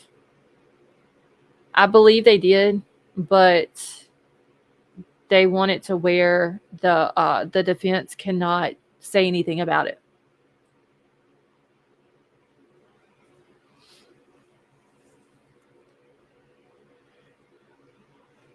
But for sure, the Gonzalez family has said they are for it. I do know that in one of their interviews, I want to say maybe with News Nation, can't remember, but Kaylee's mom said that she was gonna call, I believe it was Maddie's mom, uh, and talk about the death penalty and all that, but she said she never got around to it.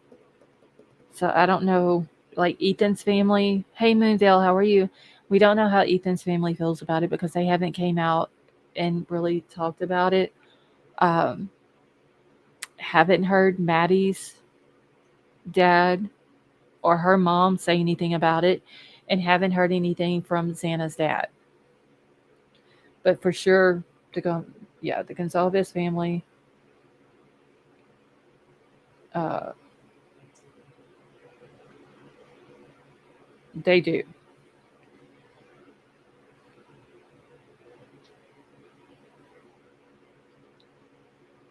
All right.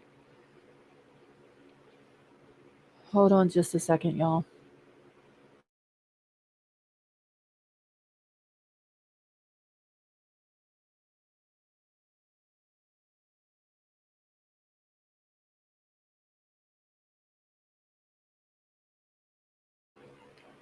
Okay. Let's see. I don't know how Kira's opinion will be weighed as she didn't have custody at her age of. Yeah. I mean, I don't know how they would do that. Because wouldn't Kira and Xana kind of estranged from each other? So I don't know how the prosecution, like we know that like Ethan's family, they were involved in his life. Uh, Maddie's parents were. Xana's dad was. And Kaylee's family was. But I don't know how they would go about it with Xana's mom. Okay, so if it pertains to critical piece of the PCA, couldn't Ann Little Liar Taylor move to dismiss the case? Probably.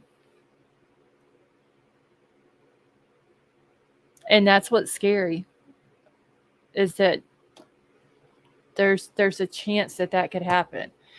Okay, King Scarlet, 1 second and let me find it. My chat is jumping so bad. Okay, who's the officer that left office very early on and was the same officer who interviewed Bryan?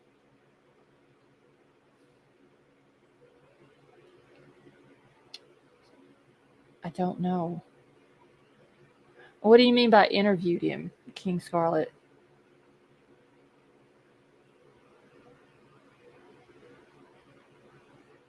Interesting. Let's see.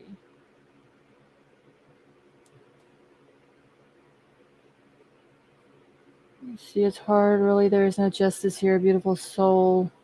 isn't equal to a killer's life. Okay. All right, if y'all haven't done so, please hit the thumbs up.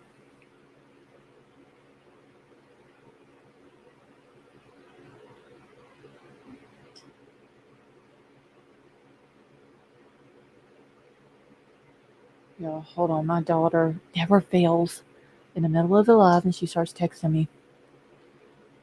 Oh, Laurel, that's just a nickname.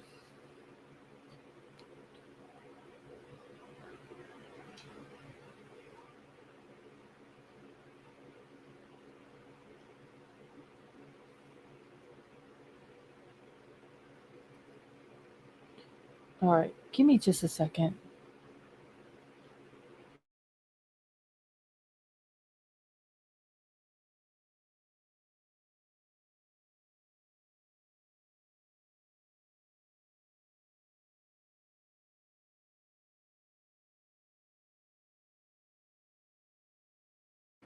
Okay, y'all, I'm sorry about that. Let's see. Okay, I watched the first half of the show. So basically, a cop messed up or is the leak. Marissa, honestly, I don't know what this officer has done. They haven't came out and said what he's done, but it's just an officer that has something to do with Bryan's case. Oh, the one that interviewed him for the internship. That was Pullman Police Department. But give me just 1 second because I think I have the screenshots of that officer's name. Hey Anthony, how are you?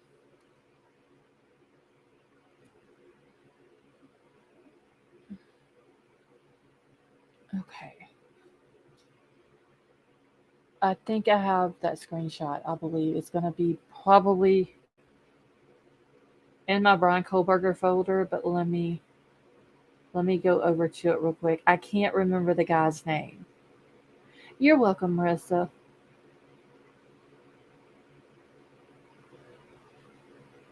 Y'all give me just 1 second. Let me find this real quick for King Scarlet. This guy's name.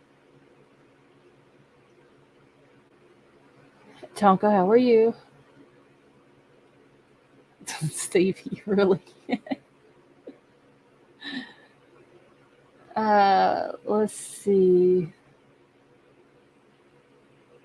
Where is the email?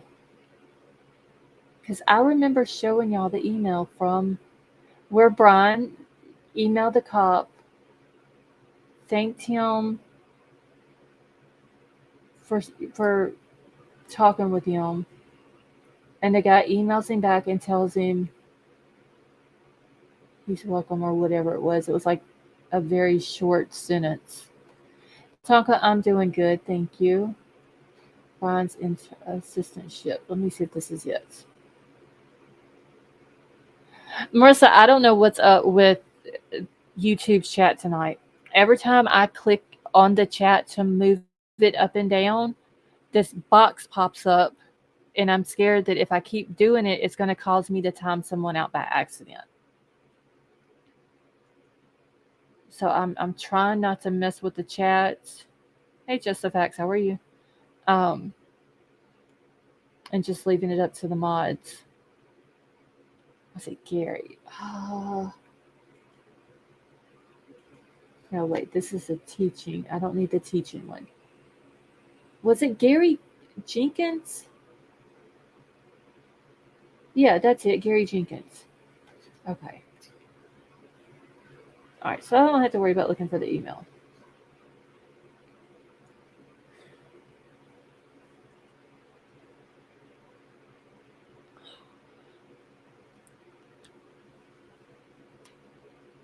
Okay, so let me get back to this real quick. My daughter, y'all, she's so here just texting away and me telling her that I'm live. Okay, isn't this like the second screw up Ellie has done over the course of this investigation at the rate they Tonka?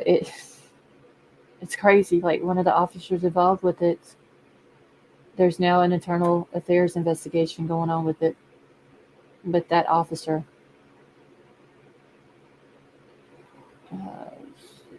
Brian, was I supposed to send that email to anyone? The one that you sent me today? Because I do remember getting it. I remember reading it. I don't remember if I responded to you, though.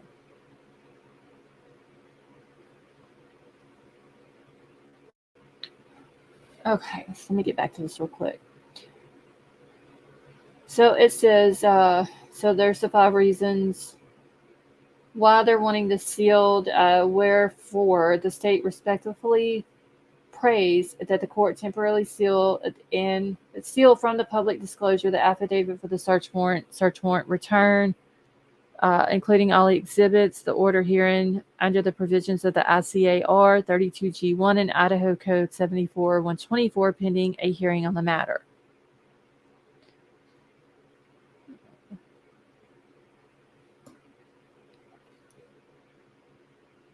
Okay.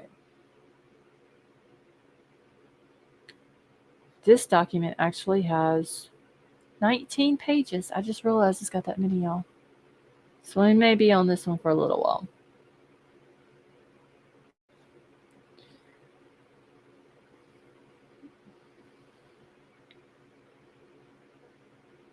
We just need to make the tinfoil hat, y'all, just like a thing over here now. We need a pickle with a tinfoil hat on. That's what we need.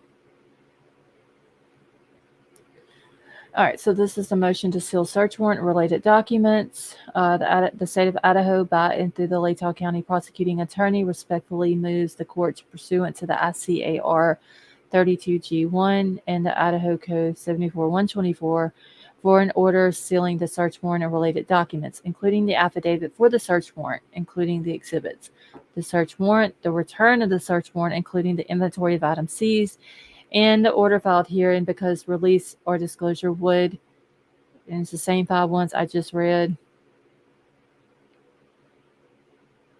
And the last one. Let's see. Wherefore the state respectfully prays that the court seal from public disclosure to the affidavit for the search warrant, return of search warrant, in order herein under the provisions of the ICAR 32G1, Idaho Code 74-124, and that was done on the 21st day of February. It looks like. Need an e-check button. Oh, Marissa, a tinfoil top hat on a pickle. That's what we need. That would be perfect. Okay, so this is an order. So in the above titled manner, the court having heretofore issued a search warrant, and the said search warrant having been served according to law, and the return of the warrant have been duly made as directed in said search warrant to this court, and a written inventory of the property found and seized having been duly made, taken before the undersigned magistrate or judge, and filed herein. See the full hats for sure after what I sent you last night. Honestly, 9mm, I know you asked me earlier about it. I don't forgot now what you sent me. Oh, never mind. The time. Yeah. I don't know why I keep forgetting that. I'm going to send that to White Widow Baby and Chrome Crazy, though, because that's very interesting why it's like that. You think, Boomer Girl? You think that her testimony could be?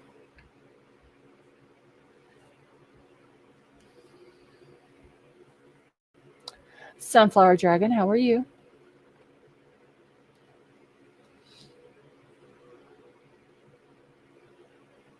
Okay.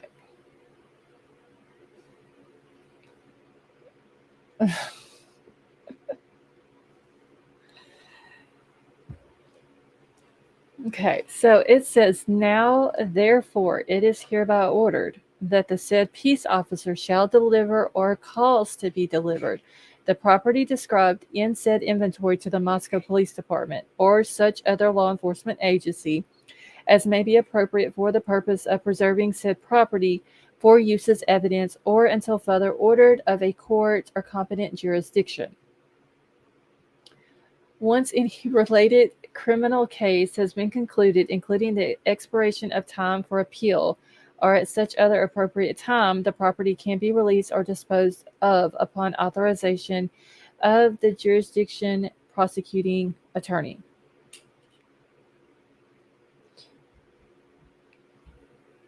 Okay, there's no way, in my opinion, being that was a part of the PC. Okay. So it is further ordered that the said property or any part thereof may be delivered to any person or laboratories for the purpose of conducting or obtaining any test, analysis, or identification of said property, which is deemed necessary by the custodial law enforcement agency or jurisdictional prosecuting attorney without further order of the court. This was also signed on February the 27th of 2023 at 9:14. I don't know if that's AM or PM because it has both of them. I'm assuming AM.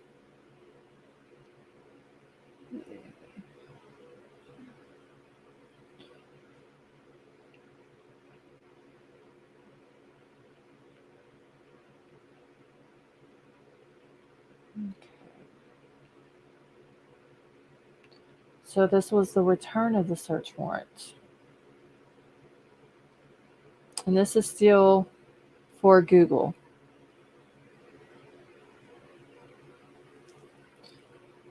So this is Lawrence Mowry, which we heard about him in the other documents that we were reading over. The officer by whom this warrant was executed do certify the appended inventory contains a true and detailed account of all property taken by me to other officers pursuant to the warrant, and that this warrant and property have been duly returned before the court at 10 o'clock a.m. on this 21st day of February 2023.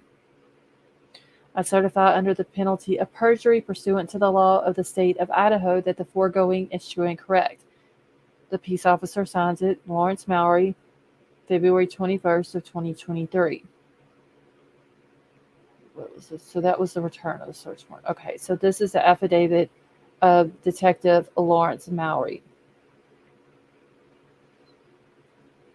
So I, Lawrence Mowry, being duly sworn, do hereby state the following information is true and correct to the best of my knowledge and belief. That I am employed by the Moscow Police Department in the official position of detective. Affidavit has been trained.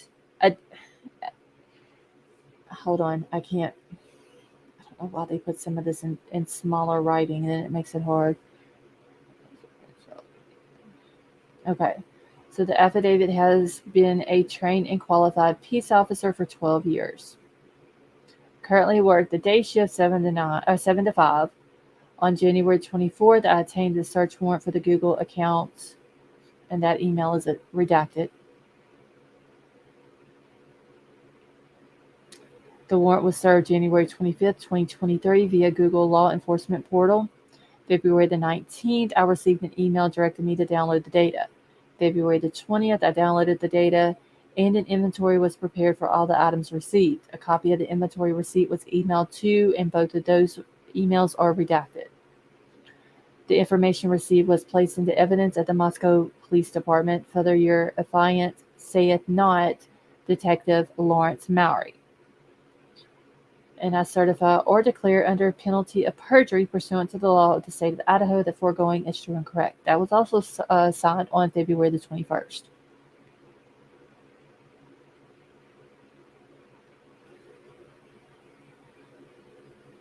Hold on. Fix this where we can see it. Cheryl, you have a good night, honey. All right, this is the receipt of the inventory of the warrant. And this is where they were asking for account information for, and then that email has been redacted.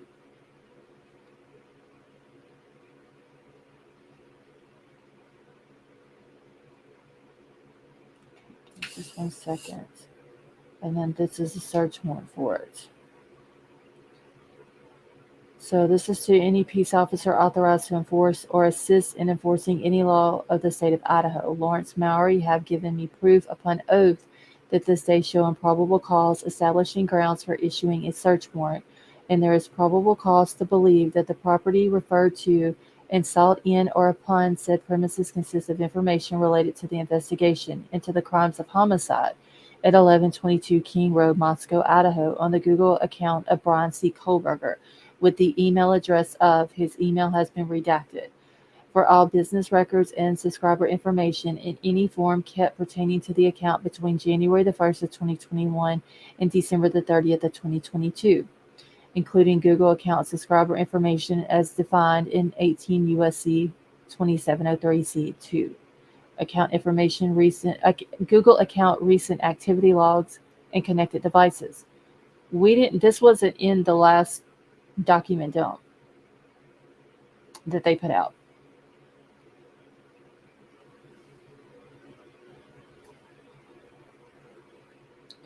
So they want Google email messages, including drafts and those in the trash, Google Pay account information. They want his calendar events, all the people in his contacts, photos, videos, albums, and associated metadata. They want his documents, spreadsheets, presentations, and files, and associated metadata. They want tiles and other notes, hangouts and chats, messages, including attachments such as photos, location history, activity, searches, and browsing history, including activity from web and app activity, Google Assistant, or Google Home. Google Voice information, including Google Voice's basic subscriber information, call logs, forwarding number, text message, and voicemails. YouTube, registration email, channel ID, display name, IP logs, and account registration information. For his Android, so records for Android devices to include subscriber information, other associated accounts, cellular carrier information, and device hardware information, and then all of his Google Play purchases made and Google Play applications downloaded. H-Town Finest, how are you? In H-Town, we're basically just going through the documents that they dumped today.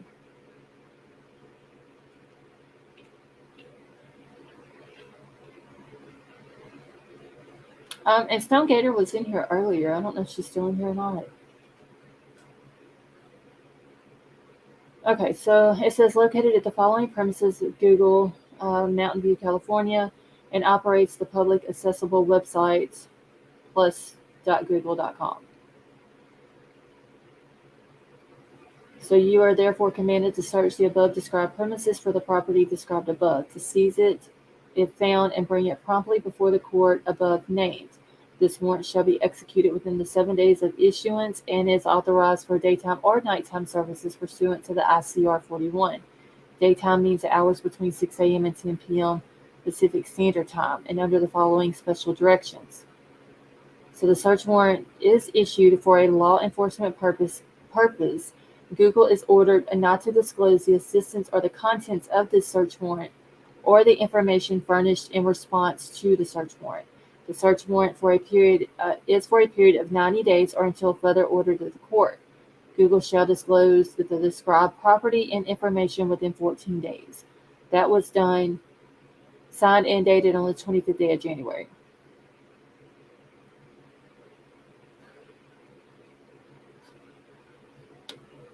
So yeah, that is a completely new document. It was not in the big document dump of, what was it, like 700 and something pages a few weeks ago.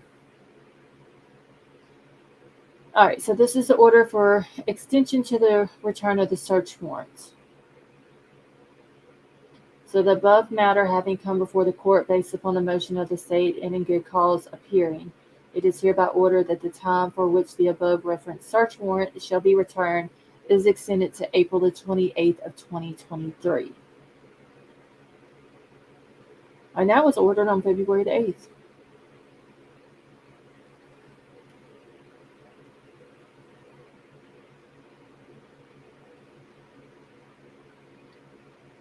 Okay. And then this is just, no, this ain't the last page. This is just saying that it was hand delivered over to William W. Thompson Jr.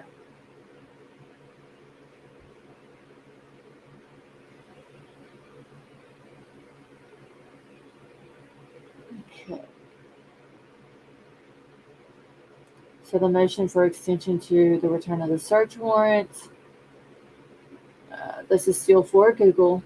And it says the state of Idaho by and through Ashley S. Jennings, Latah County Senior Deputy Prosecuting Attorney, moves the court for an order extending the time for returning the above referenced search warrant, which was issued on January 25th of 2023.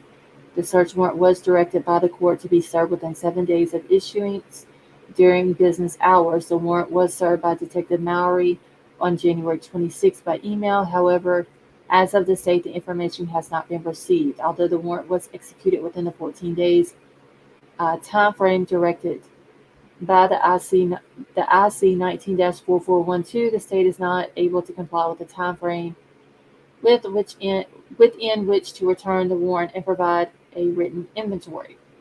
So the state requests an extension of time for the return of the search warrant. That was on February the 7th. So that is all of that one. They had until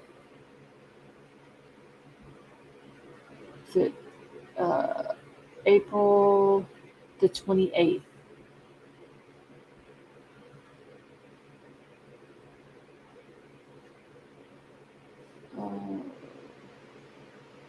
Oh, never mind. I see what y'all are saying on there. Okay. So they still have a month, might as well say. Today's the 29th of March. So they have right at a month to still get the information in, if they haven't already.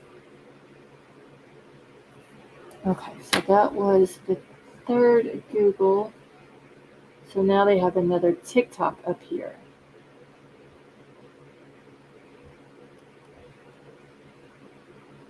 So give me just 1 second, y'all. Let me get this one pulled up.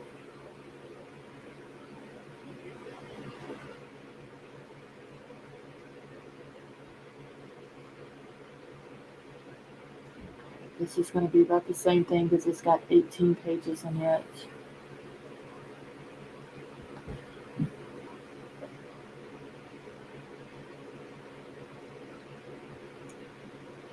All right.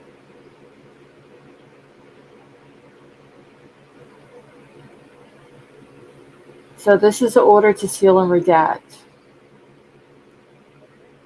And this is for TikTok.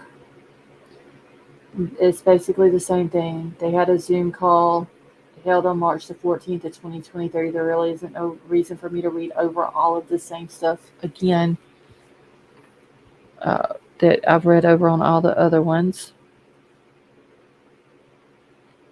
Okay. All right, but it does say down here, it is hereby ordered that the record herein shall be disclosed, except for the following.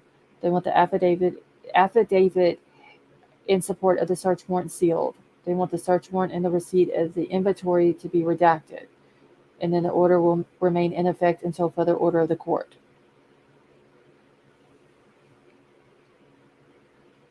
And that was signed March the 24th. So a lot of these are getting signed this past Friday.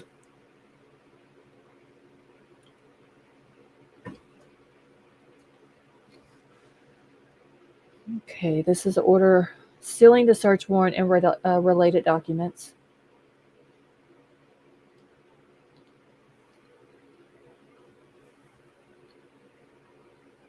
And this was just going to give them until April the 1st.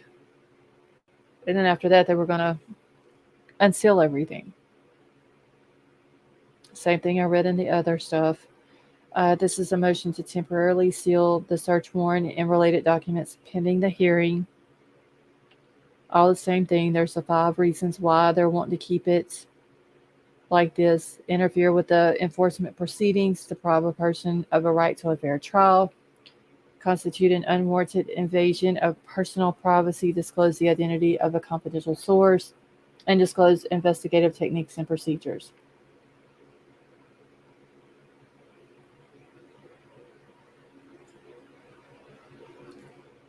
Okay, so this was submitted 22nd day of February.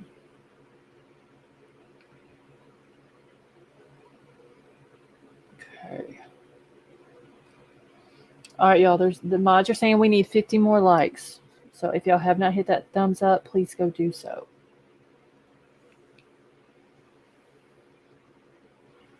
Okay. All right, so this here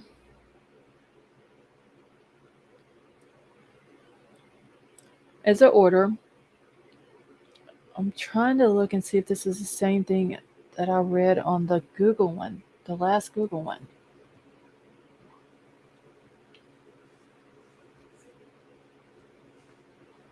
All right, so in the above titled manner, the court having heretofore issued a search warrant, the said search warrant having been served according to law, and the return of the warrant having been duly made as directed in the said search warrant to the court, and a written inventory of the property found and seized having been duly made and taken before the undersigned magistrate or judge and filed herein. Now, therefore, it is hereby ordered that the said peace officer shall deliver or cause to be delivered the property described in said inventory to the Moscow Police Department or such other law enforcement agency as may be appropriate for the purpose of preserving the said property for use as evidence or until further ordered of a court of competent jurisdiction. Once any related criminal case has been concluded, including the expiration of time for appeal, or at such other appropriate time, the property can be released or disposed of upon authorization of the jurisdictional prosecuting attorney. So yeah, this is all the same thing that I read in the last one. This was also signed February the 25th of 2023.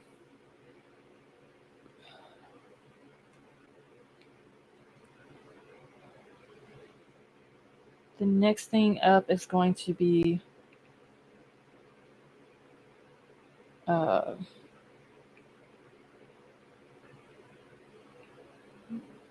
on one second, y'all. Okay. Let's see. This is also Lawrence Mowry.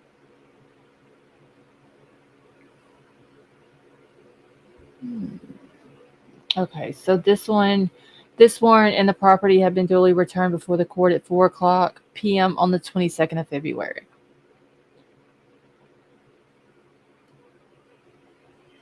So the affidavit of the Detective Lawrence Mowry, this is the same thing. He's just saying that he is employed with the Moscow Police Department in the official position of detective. He's been there for 12 years. He works the day shift, 7 a.m. to 5 p.m. On December the 13th of 2022, I obtained a search warrant for TikTok. The warrant was served on December the 13th via TikTok law enforcement portal. On February the 19th, I received an email directing me to download the data. February the 20th, I downloaded the data and an inventory was prepared for all the items received. A copy of the inventory receipt was emailed to, and both of those emails or names or whatever have been redacted, and the information received was placed into evidence at the Moscow Police Department. So he signs it the 22nd day of February.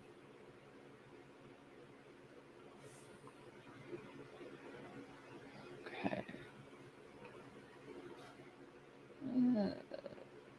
Wait, I just seen somebody say hi when I was, heck. America First, how are you? And no, America First, as far as I know, it's still set for June the 26th. Hold on one second, y'all. I need to grab my charger.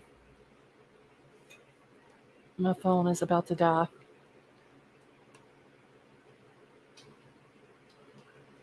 Okay.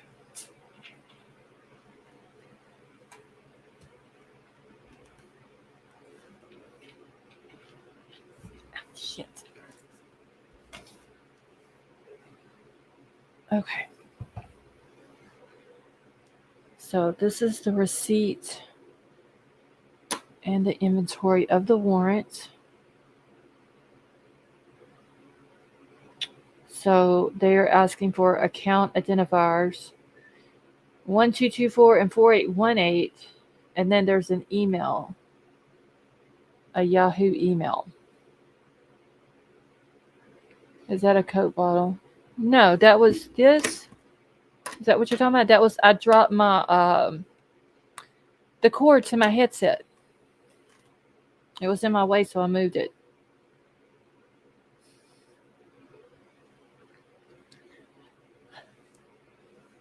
Okay, so if I'm not mistaken, 1224 and 4818 is Kaylee and Maddie's phones. I swear it wasn't a Coke. It's my, see, if it was a Coke, I couldn't keep doing it. It's my cord to my headset. I had to move it.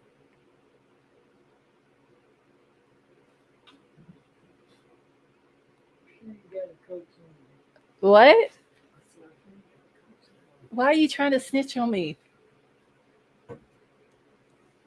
Troll is back here trying to snitch on me, y'all.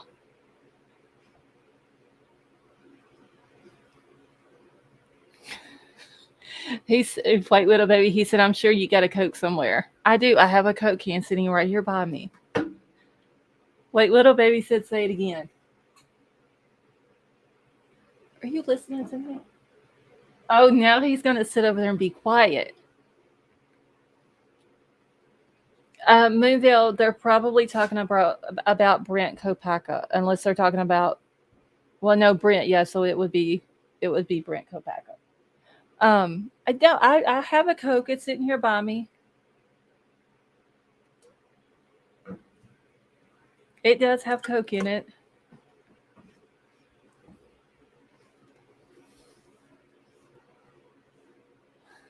All right, so let's get back to the documents. Since Troll wanted to sit back here and snitch on me. All right, so I don't know who this Yahoo. It is open. I don't know who this Yahoo email address will be for, unless it's for Kaylee or Maddie. But if I'm not mistaken, the 1224 and the 4818 is for both of them. All right. So, oh wait, there's some more emails. I haven't taken a drink in like 30 minutes out of it, so technically no, I'm not drinking it. So let's see. There is 3 more emails, and then a 1278 number that has been redacted.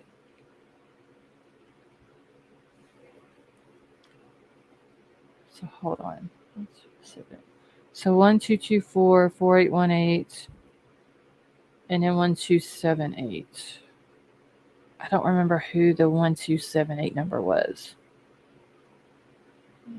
unless it's Santa's.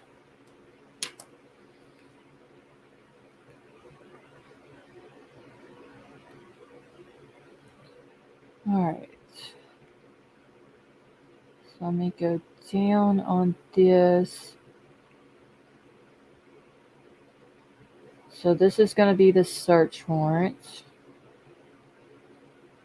So it's to any peace officer authorized to enforce or assist in enforcing any law of the state of Idaho.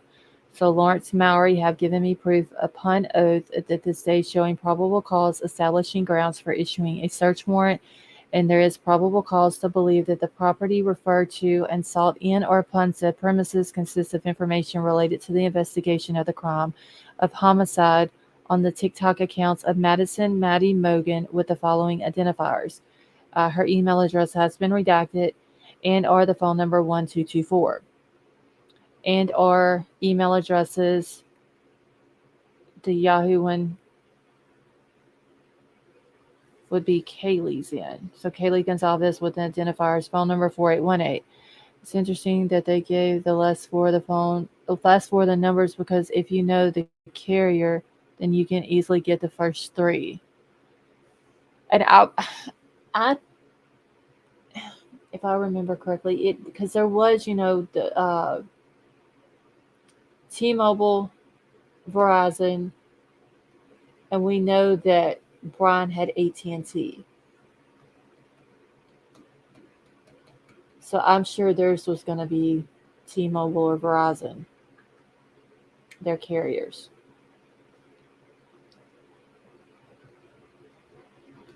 Okay. All right, so let's see. So it's saying and/or Kaylee Gonzalez with the following identifiers: the phone number 4818, and/or the emails. So the Yahoo email was hers, or her Gmail account, and/or Xana Kernodle for the following identifiers. So they also have hers redacted or her phone number 1278. So I wonder why they, unless Ethan just didn't have a TikTok, maybe. Okay, so they're wanted that generated on or between January the 1st of 2021 to present, including any messages, records, file logs, or information that has been deleted but are still available to TikTok.com. TikTok is required to disclose the following information to law enforcement in unencrypted form whenever available, to include all identity and contact information. They want full name, email addresses, physical address, including the city, state, and zip code, date of birth, phone numbers, gender, hometown, occupation, or other personal identifiers, all past and current usernames associated with the account, the dates and times at which the account and profile was created, and the Internet Protocol or IP address at the time of sign up. All activity logs, including IP logs and other documents showing the IP address, date, time of each login. All information regarding the particular device or devices used to log in or to access the account. All data and information associated with the profile page. They want all the photographs, bios, profile backgrounds and themes, all communications on other messages sent or received by the account, all user content created, uploaded, or shared by the account, including any comments made by the account on photographs or other content. Let's see, all photos and images in the user gallery for the account, all location data associated with the account, including geotags, all data and information that has been deleted by the user. Let's see, a list of all the people that the user follows on TikTok and all people who are following the user. So they want the user's following list and the followers list, as well as any friends of the user. A list of all the users that the account has unfollowed or blocked. All privacy and account settings. All records of TikTok searches performed by the account, including all past searches saved by the account. All information about connections between the account and third-party websites. All records pertaining to the communications between TikTok and any person regarding the user or the user's TikTok account, including contacts with support services. So they're wanting all of it. They even want the people that they blocked. So it says, you are therefore commanded to search the above described premises for the property described above, to seize it if found and bring it promptly before the court above named. This warrant shall be executed within 7 days of issuance and authorized for daytime and nighttime services pursuant to the Idaho Criminal Rule 41. They're saying that the daytime means between the hours of 6 a.m. and 10 p.m. Pacific Standard Time, and under the following special directions. So the search warrant is issued for a law enforcement purposes. TikTok is ordered not to disclose the existence or the contents of the search warrant or the information furnished in response to the search warrant for a period of 90 days or until further order of the court. TikTok shall disclose the described property and information within 14 days of issuance. That was done on the 13th day of December. And Meghan Markle signs it on that day.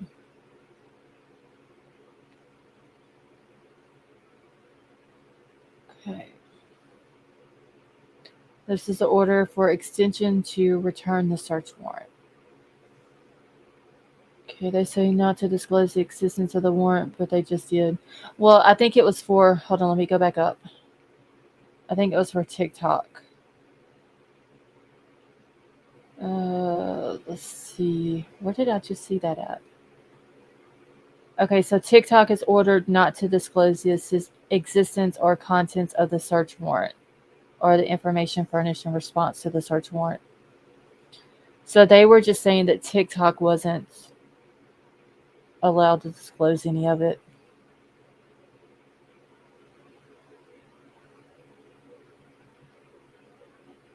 Brian, what do you mean? How do you have a hostage in an empty building? I must have missed a whole conversation there.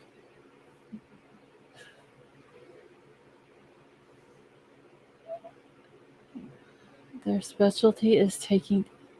I'll have to go back and read that conversation of Brian's. All right, so this is the order for extension to the return of the search warrant, and it says the above matter having come before the court based upon the motion of the state and good cause appearing, it is hereby ordered that the time for which the above referenced search warrant shall be returned is extended to March the 22nd of 2023. So that was last Wednesday.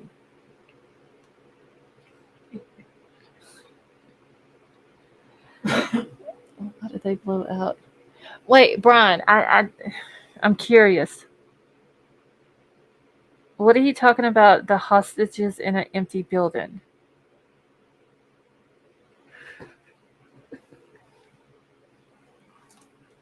Hold on one second, y'all.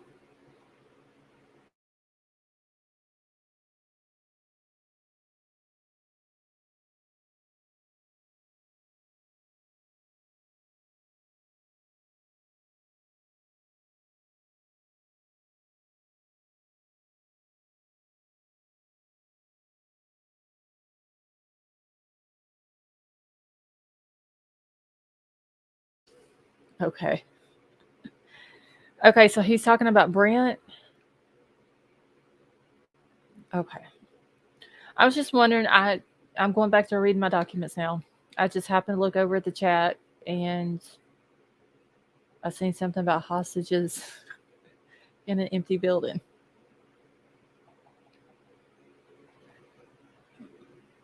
Please ask Scarlett tomorrow to send you. Brian, I'm gonna send it to him tonight because I have something else that I need to send to him anyway from someone else that sent to me. So give me a second. Let me make a note.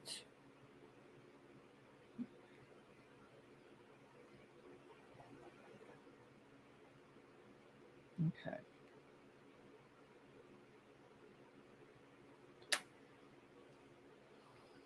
All right.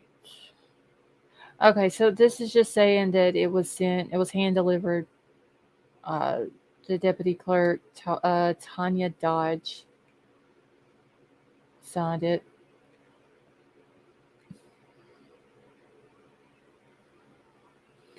Okay, this is a motion for extension to the return search warrant.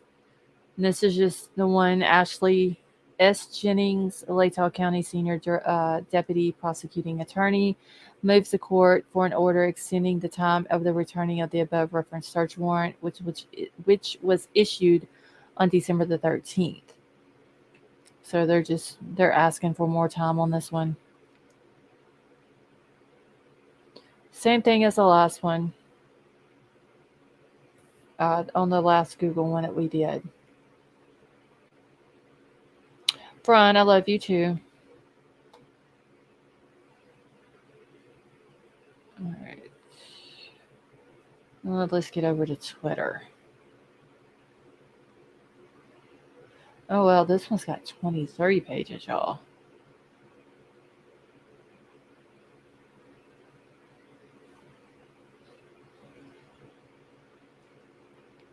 Okay. Get this moved around where we can all see it.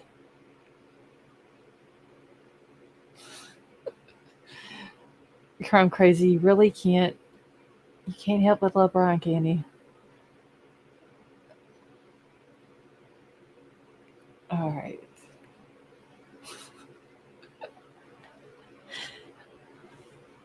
Okay, so this is the order to seal and redact, and this is for Twitter.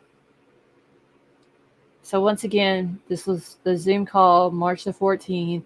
Ashley Jennings was there on behalf of the state of Idaho. Ann Taylor appeared on behalf of Bryan Kohberger. Let's see. It is hereby ordered that the record herein shall be disclosed except for the following. The affidavit in support of the search warrant is sealed.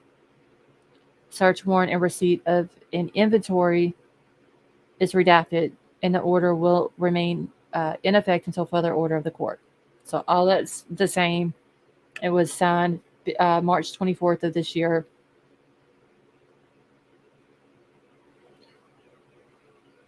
let's see, the order sealing, the search warrant, and related documents. It's just going to be the same thing. It was going to be sealed pursuant to the ICAR rule, the 32G1, for the reasons stated in the above said motion, and until April the 1st.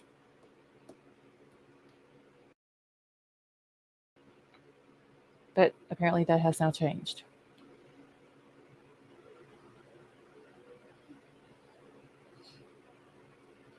Okay. This is the motion to temporarily seal search warrant and related documents pending the hearing.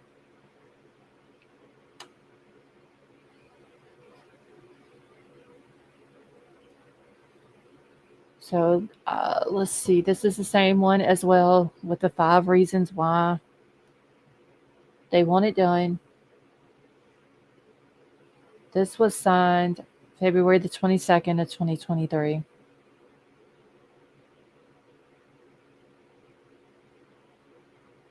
Okay. Get down to the next one. I don't know what extra they would have in with these few extra pages.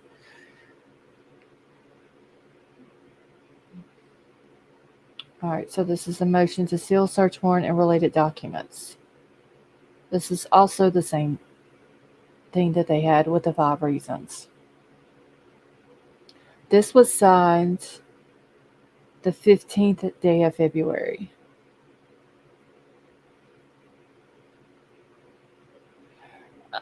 Julie, I don't know if there's a gag order on Brent's case.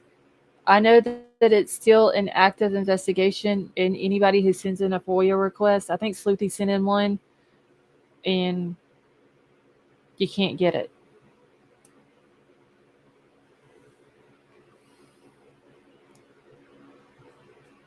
Okay. All right, so let me go down to the next document. So this is the return of the search warrant. This is also Officer Mowry. Same thing, February the 15th of 2023. This is just him where he's saying he's, worked for MPD for 12 years. He works the day shift. On January the 25th, he obtained a search warrant for Twitter. The warrant was served on February the 6th via Twitter law enforcement portal. If you get a warrant on the 25th, why do you wait until till February the 6th to serve it?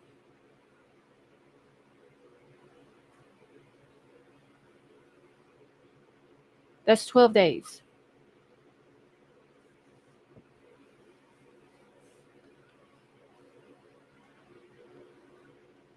All right. So on February the 12th, they received an email directing him to secure the download for the requested data.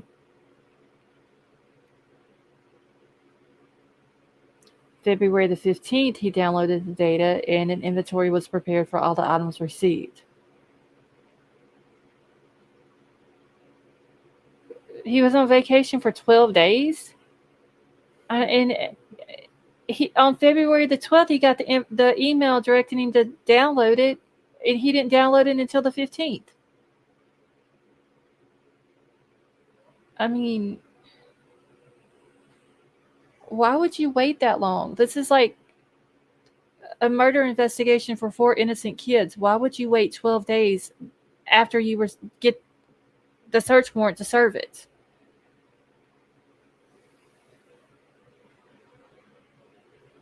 What day was February? Hold on, where's my phone at? Hold on. I'm fixing to see what day February the 12th was.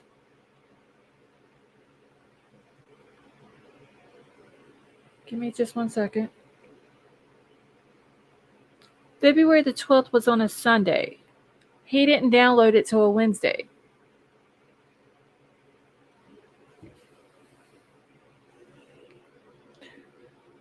Because he was in custody. Yeah, but still. I mean, why would you wait that long to serve a warrant? It seems like they would be wanting to get back all of this information as quick as they could.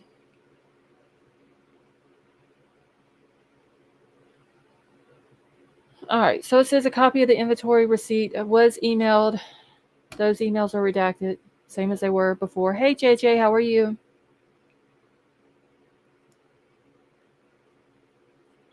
Let's see. All right. So the information received was placed into evidence at MPD. So all that's the same. So let's go down here. Oh, wait. I got to write Twitter down on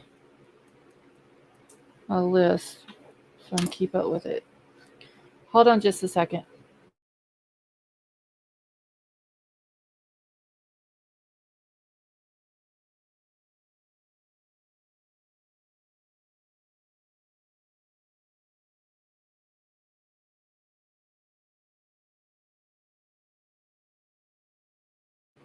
Okay.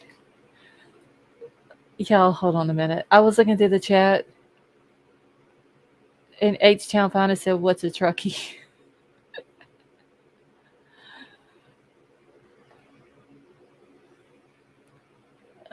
So, H Town Finest Truckee is the town where Kylie Rodney is from. Okay, so the description of property was just 2 Gmail accounts or Gmail addresses, and then an IMEI, and that number has been redacted. Okay.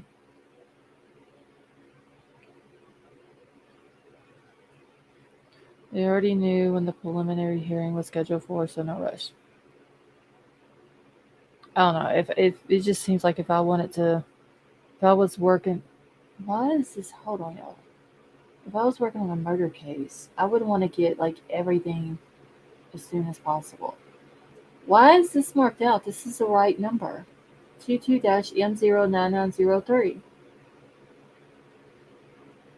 Oh, never mind. It should be 2 zeros. Okay.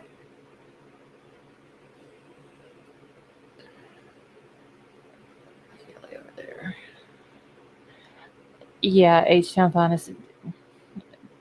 There's this LE kind of reminds you a little bit, but Truckee I think is worse, honestly, like way worse. All right, so the order in the above entitled manner, the court having their hereunto issued a search warrant.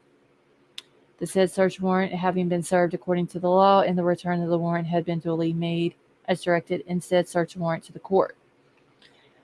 See, written inventory of the property found and seized having been duly made and taken before the undersigned magistrate or judge and filed herein. So all this is going to be the same as well.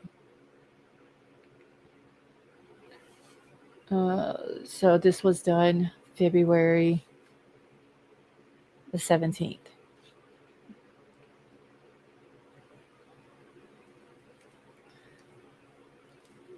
All right. So this is the search warrant.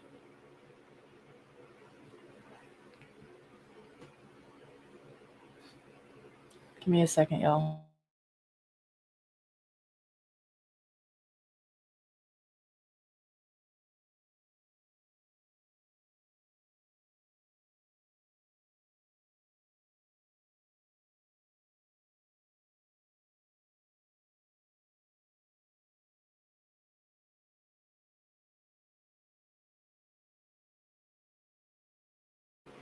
Okay, I'm back. All right. So once again, this is Lawrence Mowry. So he had given me proof upon oath. This day showing probable cause, establishing grounds for issuing a search warrant. There is probable cause to believe that the property referred to and sought in or upon said premises consists of information related to the investigation of homicides of Madison Mogan, Kaylee Gonzalez, Xana Kernodle, and or Ethan Chapin at 1122 King Road, Moscow, Idaho, on the Twitter account of Bryan Kohberger, with any of the following identifiers. So it was 2 email addresses. Let's see. Phone number IMEI generated on or between June the 1st of 2022 to present. Okay.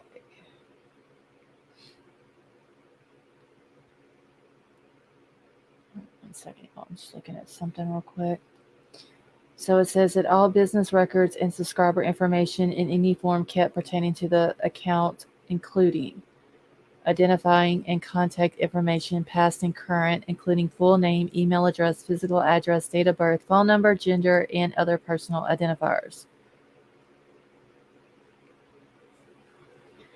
All usernames, past and current, and the date and time each username was active. All associated accounts, including those linked by machine cookie, IP address, email address, and other account or device identifiers, and all records or other information about connections with third-party websites or mobile apps, the length of service, including the start date.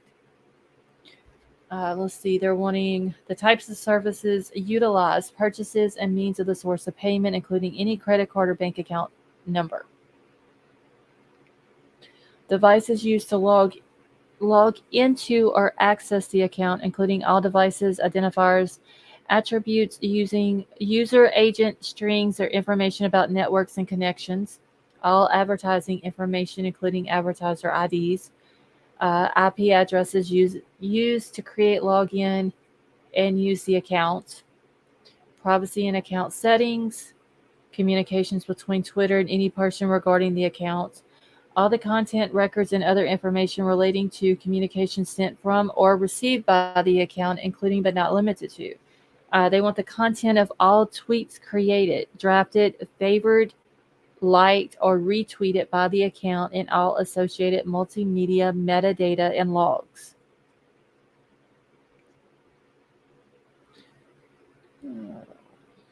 Hey, Linda G, how are you? All right, so the content of all direct messages sent from or received by stored in draft form in or otherwise associated with the account, including all attachments, multimedia, header information, metadata, and logs.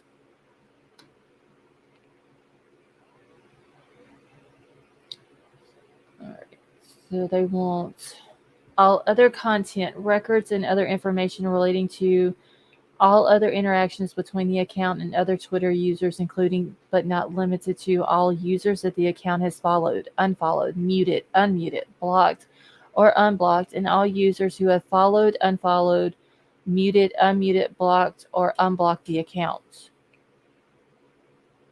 All information from the Connect or Notification tab for the account, including all lists of Twitter users who have favorited or retweeted tweets posted by the account, as well as all tweets that include the username associated with the account, whether it's mentions or replies. All contacts and related sync information, all associated logs and metadata.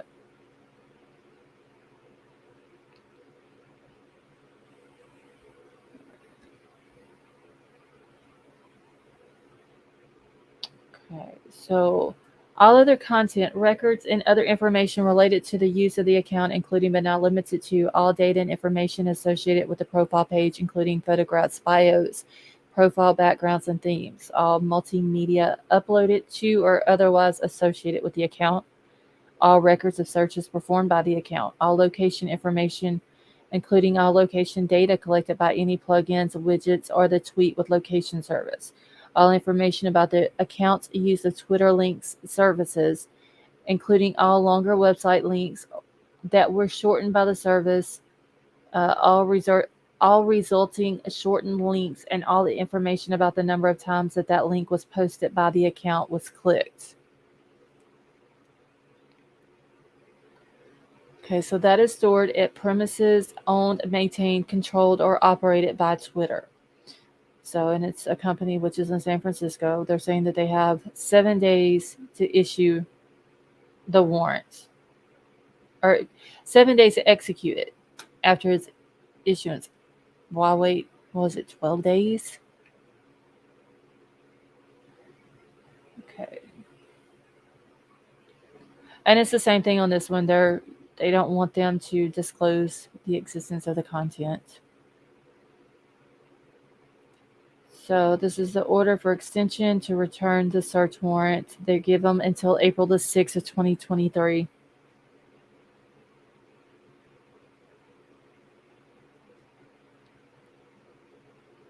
Okay, that was hand delivered. All right. So this is just where they motioned the court for the extension of the return search warrant. Let's see, that's where Ashley Jennings, Latah County Senior Deputy Prosecuting Attorney, she goes, asks the court for more time to get the information back.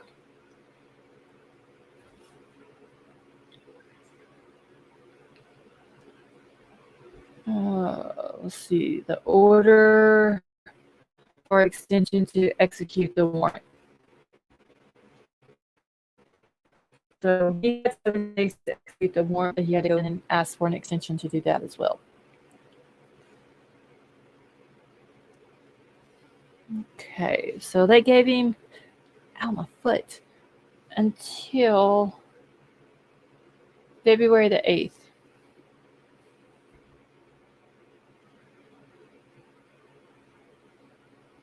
Okay.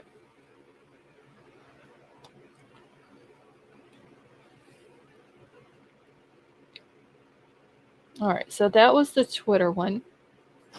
Give me a second. I got to get back over to that website. Let's see. Following Maddie, Kaylee told Maddie about day. She wouldn't give him the time of day. Okay. All right, so this is going to be the notice of Brady disclosure and request for the protective order.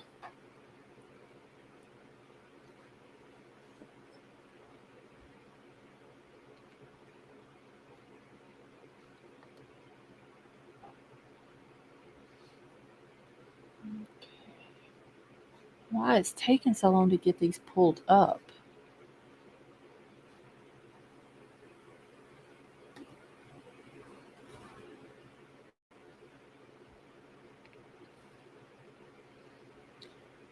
All right. So this one's only 3 pages, but it is the notice of Brady disclosure and request for protective order. So it says, comes now the state of Idaho by and through the Latah County Prosecuting Attorney's Office and respectfully gives notice to the court and counsel that the state has become aware of potential Brady Giglio material related to one of the officers involved in the above referenced case, which is going to be the state of Idaho versus Bryan Christopher Kohberger. Beatty, how are you?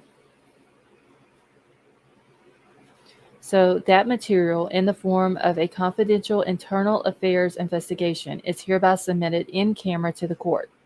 The state intends to disclose this information to the defendant's counsel, but because this information is confidential and exempt from public disclosure, pursuant to the Idaho Code 741061, personal records, the state respectfully prays for the issuance of a protective order pursuant to the ICR 16.1, prohibiting the defense counsel from disseminating the information contained in the internal affairs investigation absent further order of the court.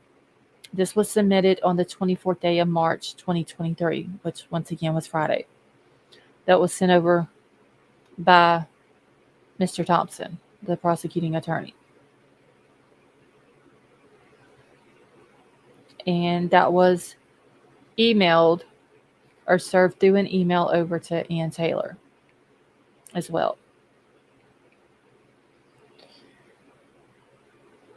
So I forgot who it was asking me about that earlier, but that's what they're wanting to get done, is they're wanting the prosecutors turning over all the information about it to the defense, but they don't want the defense to tell anything about it.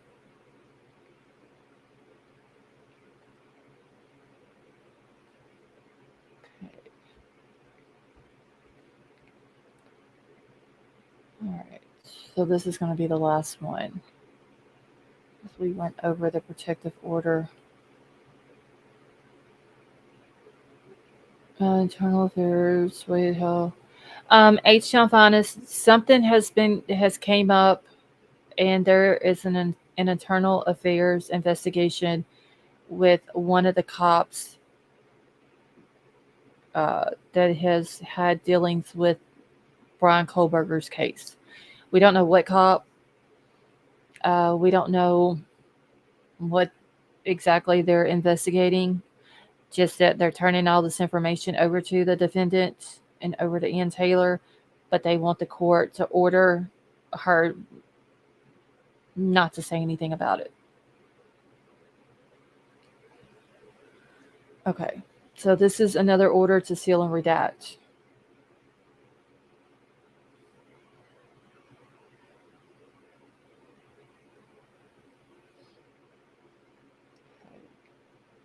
This is also the Zoom call. This one's a little bit different though. It says this matter came before the court on March the 14th of 2023 on the state's motion to temporarily seal the stipulation to release property and related documents pending the hearing pursuant to the ICAR 32I. The hearing was held via Zoom. Ashley Jennings appeared on behalf of the state, and Taylor appeared on behalf of Mr. Kohberger. The court reviewed the records, considered the arguments presented, weighed the interest in the privacy and public disclosure, and announced its findings of fact on the record. Therefore, pursuant to the ICAR 32I, 2A, D, and E, and IC 74-124, 1B, C, and E, the court finds it necessary to seal in part and redact the records herein for the following reasons.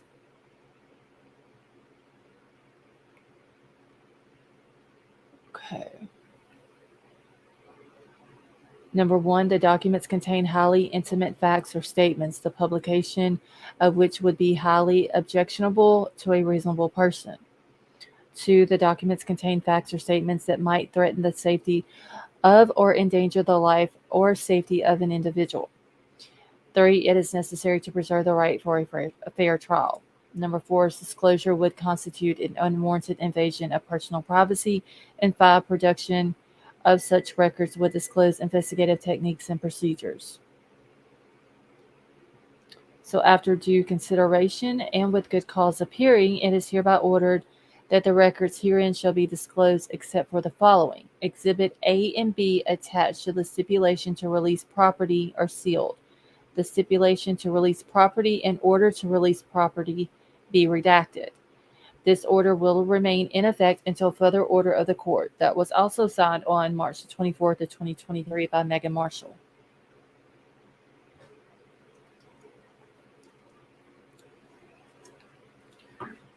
Okay, so this is an order to release the property.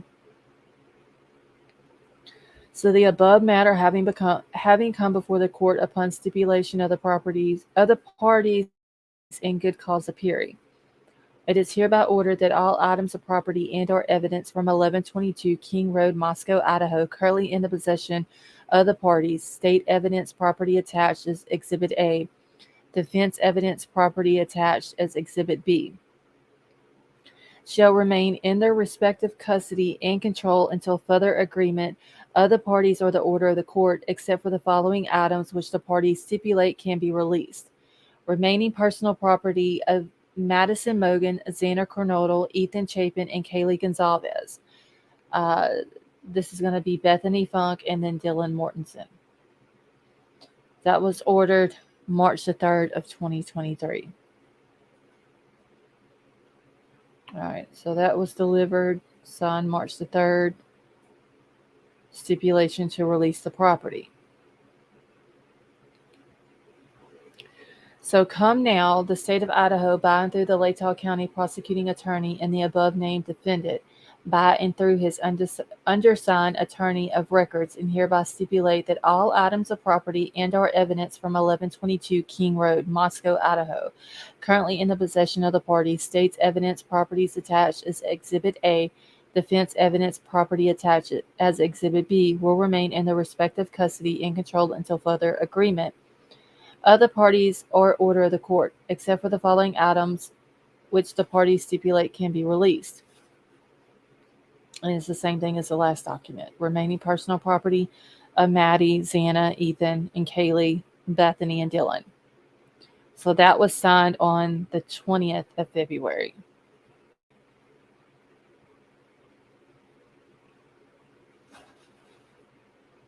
All right, so that's all of that document as well. And then I will go over the last one more time, the protective order. Because I know there was some people who wasn't in here whenever I went over that one.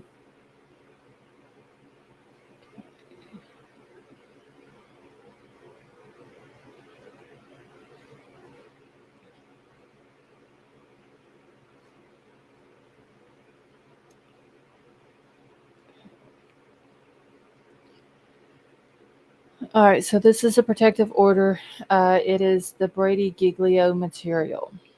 And I did go over this one at the first part of the live, but I'm gonna go over it again for the ones who wasn't here during that time. So it says the above matter having come before the courts pursuant to the state's notice of Brady disclosure and request for protective order, the court having reviewed the same in good cause appearing. It is hereby ordered that the state shall disclose the documents appended under seal to the state's notice of Brady disclosure and request for protective order filed on March 27, 2023, pursuant to the ICR 16-1. So that would have been yesterday, Monday. How do we know Kaylee's wounds are worse? American Princess, that's what Kaylee's dad said. I don't know if he saw the autopsy report for all the victims. I do know that, what's her name? Kathy, the coroner, she did call their house and tell their 17-year-old daughter a bunch of stuff about Kaylee's wounds. And then I believe that Steve talked to the coroner as well, from what he has said.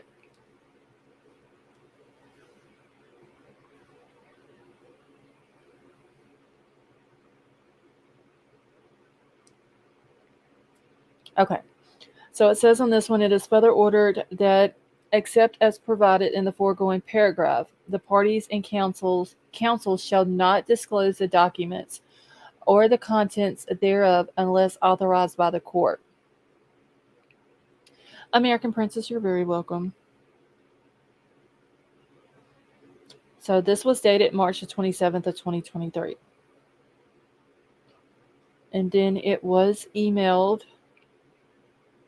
to both Ann Taylor and William Thompson and signed by the deputy clerk.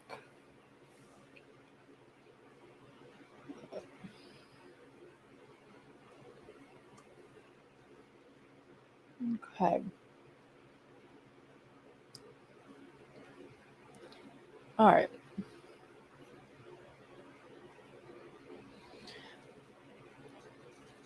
Okay, give me 1 second. Let me get this down. All right, so that was all of them. All the documents that was released in this last document dump. So now people are really going crazy with this. With which one, King Scarlet?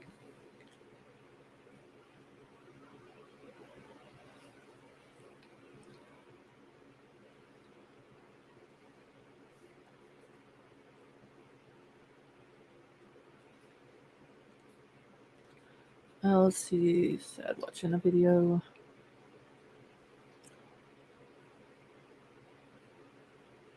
Oh, shit. Hold on, y'all. Every time I touch my dang chat, for some reason, it messes stuff up.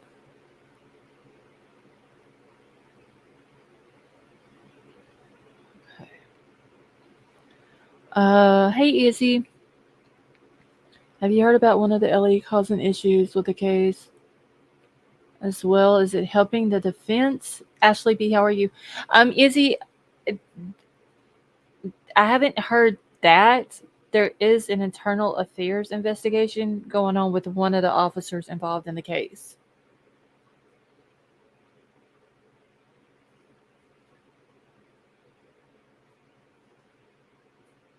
But we don't know what officer it is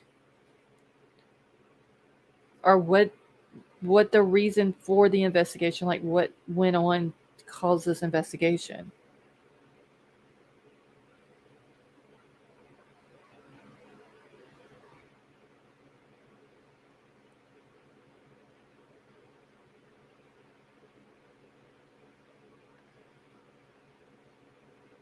Okay.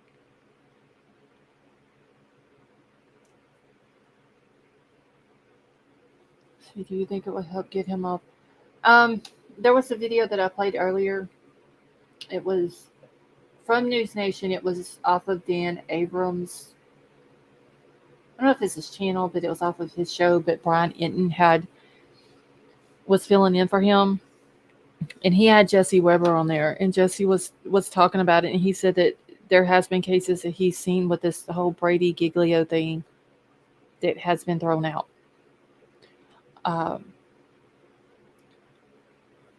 So I'm hoping that that's not the case with Bryan.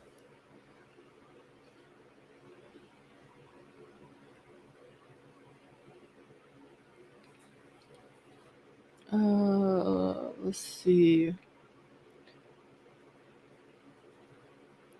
Ashley, I just now seen your comment. Started 2 hours ago and just getting notifications. That is crazy.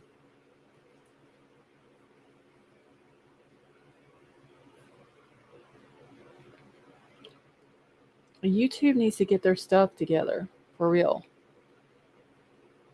Hey, T-Rev, how are you?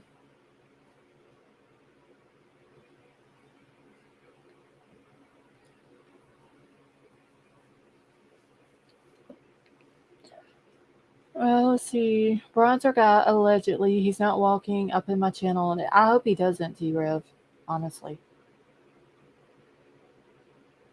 Especially if he is, in fact, the guy. Because that would be just... I couldn't imagine what the families would go through if that happened.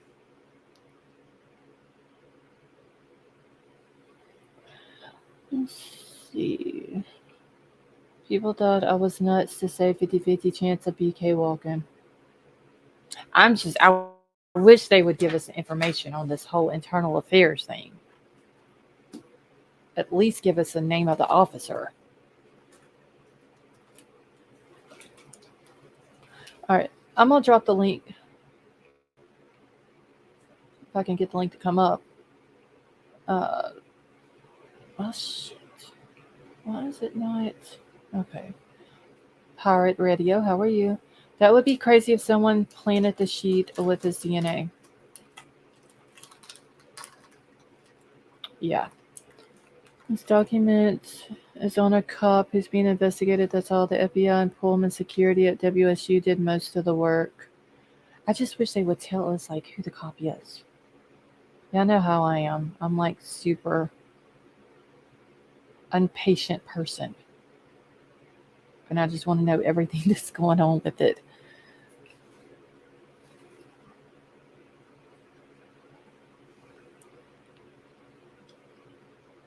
T-Reb, pain was when I watched the video that News Nation put out and was listening to Bryan Eaton and Jesse Weber talk about it. And then I read that document. Payne was the first person that crossed my mind.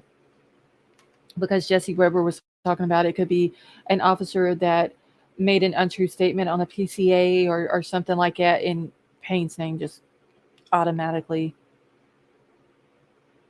popped in my head.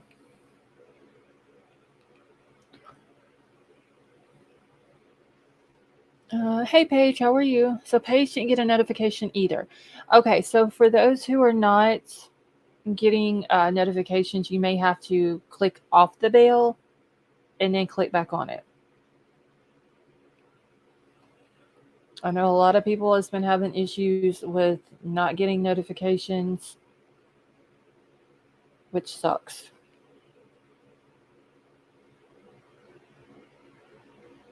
All right. I need to go look at one other thing.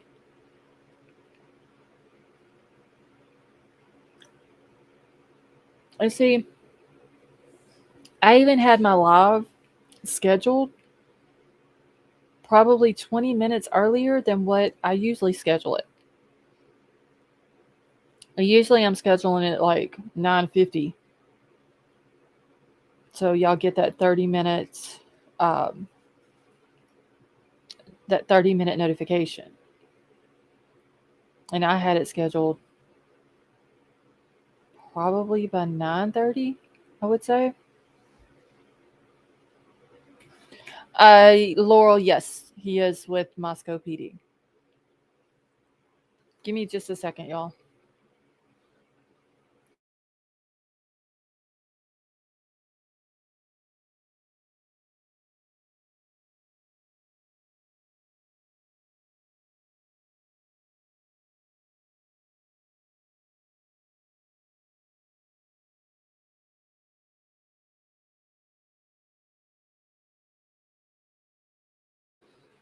All right, y'all. Let me get over to YouTube real quick. Aura, how are you? Moscow has been a joke from the start. Just look at how much they flew during the investigation. True.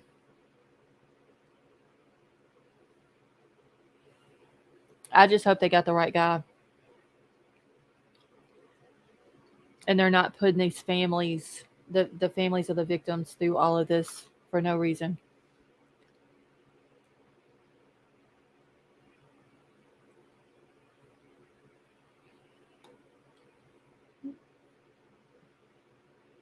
Okay, give me a second.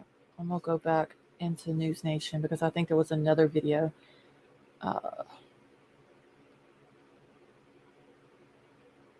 Bryan, what tornadoes?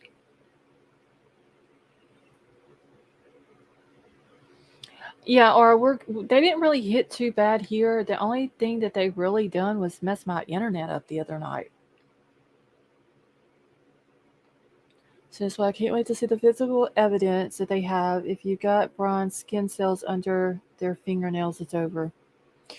Yeah, especially if they're saying that Xana fought back.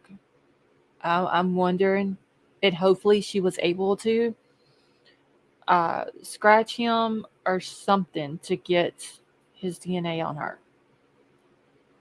Y'all, I'm trying to go into my YouTube studio. Good Lord. Okay.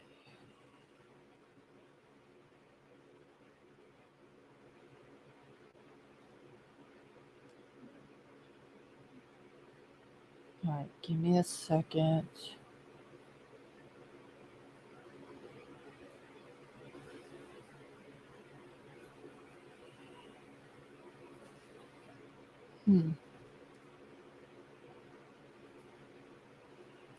So, give me a second. I am.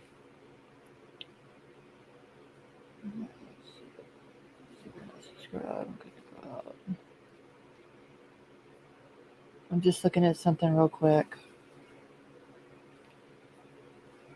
See what else they got. Oh, wait. I'm going to play this one.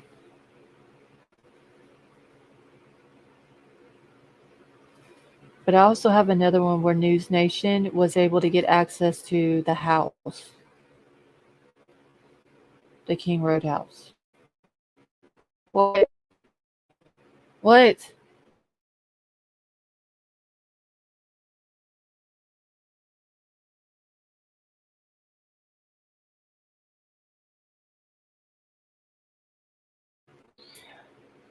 Shit. Okay. Oh, Ashley B, thank you so much for that super sticker. That was very nice of you. Thank you. Let's see. I seen that one earlier. The one, oh, okay. I haven't got to watch it yet. Y'all, I have been going all day. I came in like at 9 o'clock. I got home and had to have everything together and scheduled. So I seen it on there. I grabbed it, threw it in my email. I haven't even got to watch it yet. But there is another one on here that I don't have in my email, but I do want to pull it up because it's a long awaited Bryan Kohberger court documents released. So I'm going to pull it up real quick, see what it's about, and then I'll play the one where they got to go to the house.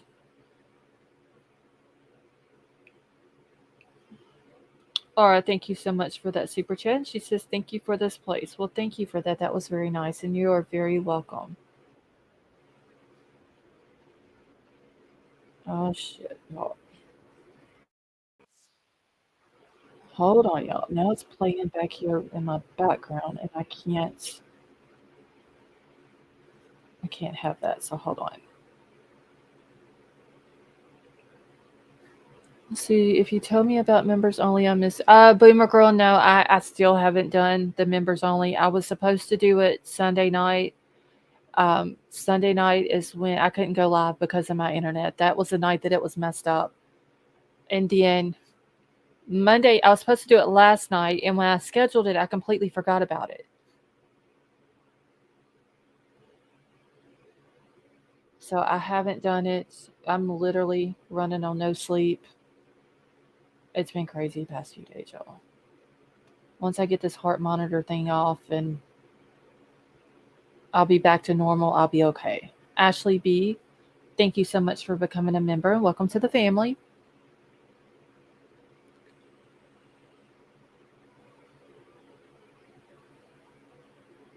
Okay. All right, y'all. Bryan, what problem do we have?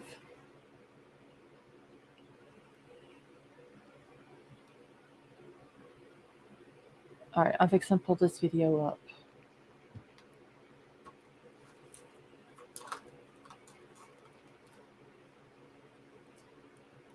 What the heck is up with my chat, y'all? Hold on. I'm trying to grab Aura's thing too, and it's just, my chat is just, I don't know what's wrong with it. Aura, thank you so much for becoming a member, honey, and welcome to the family. Okay.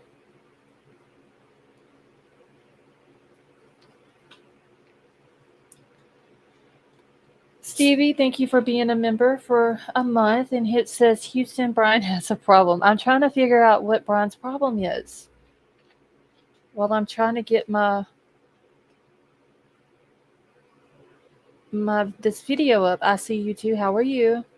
Maybe this is where there were so many FBI agents investigating from the beginning. They could have been monitoring irregularities in LE. Possibility. I didn't think of that, honestly.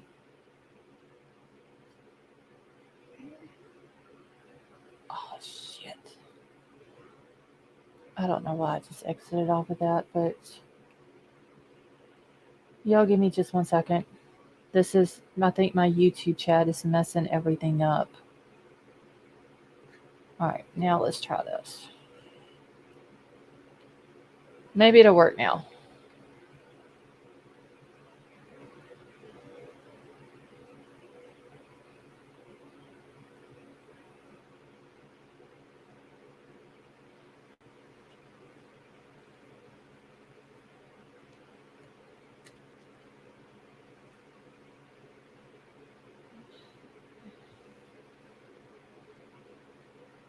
Okay. All right, mods, I cannot see my chat right now. Let me see if I can get it pulled up real quick before I start the video, because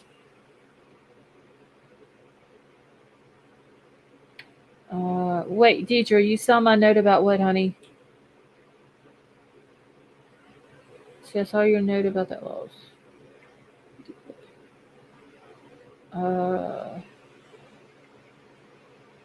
Yeah. Okay, good. I missed any. Take your time. Your health comes first, and your rest. Thank you, Boomer Girl. I do need to do another members only live. It's just like I said, it's been super crazy around here. So for that, I do apologize that I haven't got one done.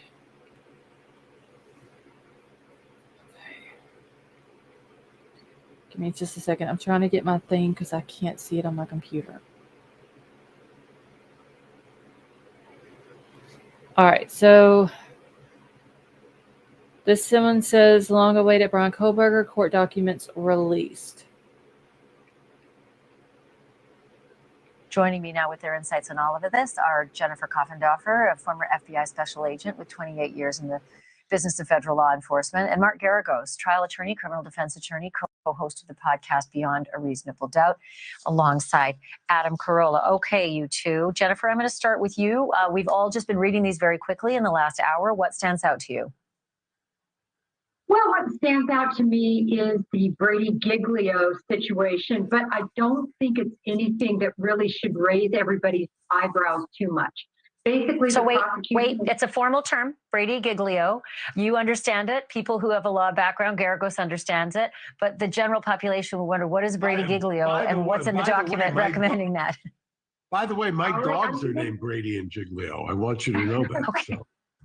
I do not doubt that. I do not. So, Jennifer, with that as just the halt, explain what that is, why there's a Brady and Giglio issue at all in these documents.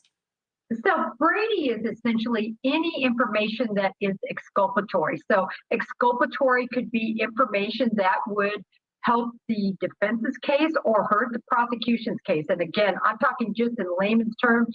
That is the best explanation regarding exculpatory. When you're talking about Giglio evidence, you're talking about evidence that is unfavorable or could show lack of credibility on a witness. That all has to be turned over to the defense. So these are the two areas that we're talking about, and this is what's being raised. But remember, it's being raised by the prosecution. They're coming forward and saying, listen, we have an officer that might have these issues, and we want full disclosure here, and that's what you would expect. Okay, so this is where Garagos, I think you should come in and tell me, I'm going to quote again, what's in that, Brady, and gig or jig, Giglio or Giglio? I've heard it both ways from both of you. I Which is it? I call the dog Giglio, so I'm going to say, and his nickname is Jig, so I'm sticking with it. Okay. All right, so in that, there is a quote, a confidential internal affairs investigation and an officer involved in the case. And all of a sudden, my head is going to OJ, where the defense seized on policing and attacked policing in any way they could, and it stuck with that jury. What are you seeing when you see that quote? I had the exact same thing when I was texting with your producer. And she was asking about it, I was going to type, think Mark Furman, because if you've got, and to Jennifer's point, if it was just something that would impeach his credibility, that would generally be Giglio. If it is something that is potentially exculpatory, then that is Brady. And they called this Brady material, which leads me to believe that it's an accusation that this is something that has either been falsified or there's an investigation as to whether he's falsified. You normally see this with other complaints about excessive force and things like that. So I've kind of ruled that out and focused in on the other area that we generally see, which is somebody has said that a officer has filed either a false police report or has testified falsely. There's an internal affairs investigation. That would be Brady material, especially if it was an officer who was an affiant on one of these warrants or an officer who collected some kind of evidence during one of these searches. So Jennifer, how does this work? We're in the middle of this, right? Nothing has been public. There's no trial. There's very, very little information to go on. How are we already at an internal affairs investigation involving an officer in the case? Who would have spoken up? Who would have pointed him or her out? How are we already there? Well, it's really important to point out that I don't believe this has anything to do with something that this officer has done connected with the Idaho investigation. This would be something that was done previously, something that was pointed out or that he was under IA investigation for, internal affairs investigation for previously. So this is a very important distinction to make, that there is no accusation that we know of that he's done anything that would be a Brady Giglio offense regarding this case per se. And so Garagos, jump in with that and tell me, are they trying to say, like, oh, there's an officer who had something on, the files that should have been turned over to the defense because it's the officer's MO prior to this whole crime happening? Is that what this is about? Well, normally what you see now with kind of the advent of different, or the the cases is you will see what are called Brady databases or Brady disclosures, where the prosecutors, when they find out that an officer has something in his past, whether it's an IA investigation or whether sometimes you'll see where if you sue an officer and you get a judgment and for some particular reason, that has to be disclosed. So I would agree that it does not necessarily mean that it's an IA investigation in the Idaho case. However, if it is in a prior case, and that is generally what this is in a Brady disclosure, that can potentially be used in this case. And the reason that they can potentially use it is because they can cross-examine on it. They could ask other witnesses as to what happened. And just like you can use, Ashley, we've talked many times about 1101 or 404 type evidence of a modus operandi or identification to bring in other acts. You can do this in reverse with officers. Thank you for watching. Go to newsnationnow.com. Okay. Y'all just give me a second. I'm trying to get my chat pulled back up on my computer. Okay. CLSGC is my favorite community. I love Subby member here. Oh, thank you, Boomer Girl. Feels exactly like family. Thank you all for allowing me to be a part of it. Boomer Girl, we are very happy that you're here with us. And yes, Paige, that would be... let me make sure you are the one that asked me that. Yes, you are. That would be pretty bad for the state if they were to find out something like that. That would be good to have that behind you. And Roger, yes, I will for sure keep y'all posted about it. Like I said, I get it off tomorrow. I get my results in a couple of days from my doctor. So hopefully everything will turn out okay with it. All right. I'm fixing to open the panel up for a few minutes before I get out of here. I'll be in here probably another 45 minutes. So if anybody wants to come up, y'all are more than welcome to. Just trying to get my chat pulled up here, my YouTube chat.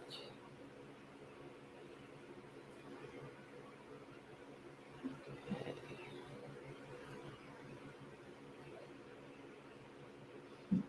All right. Maybe it'll all start working right now.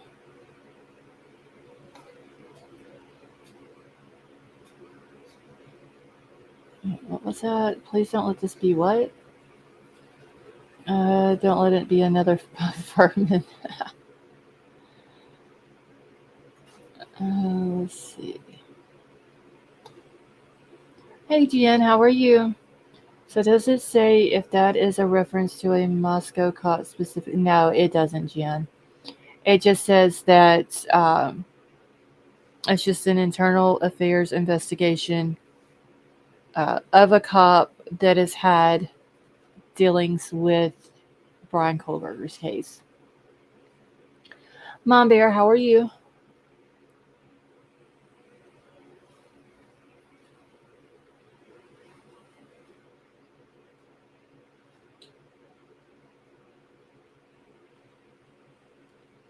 All right. I'm fixing to jump into my email real quick. And I'm going to grab that other video.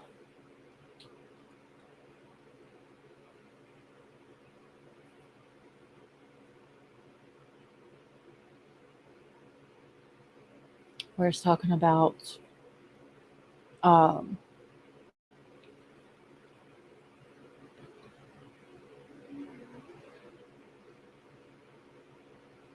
can find it. The News Nation crews get access to the house.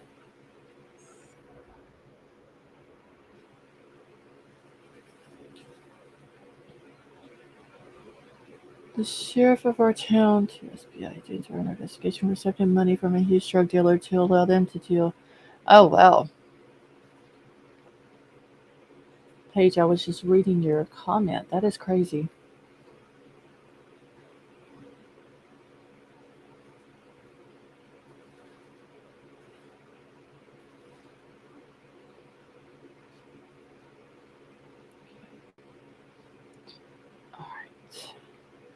I'm just trying to grab this other video out of my... Where's it at? Here we go.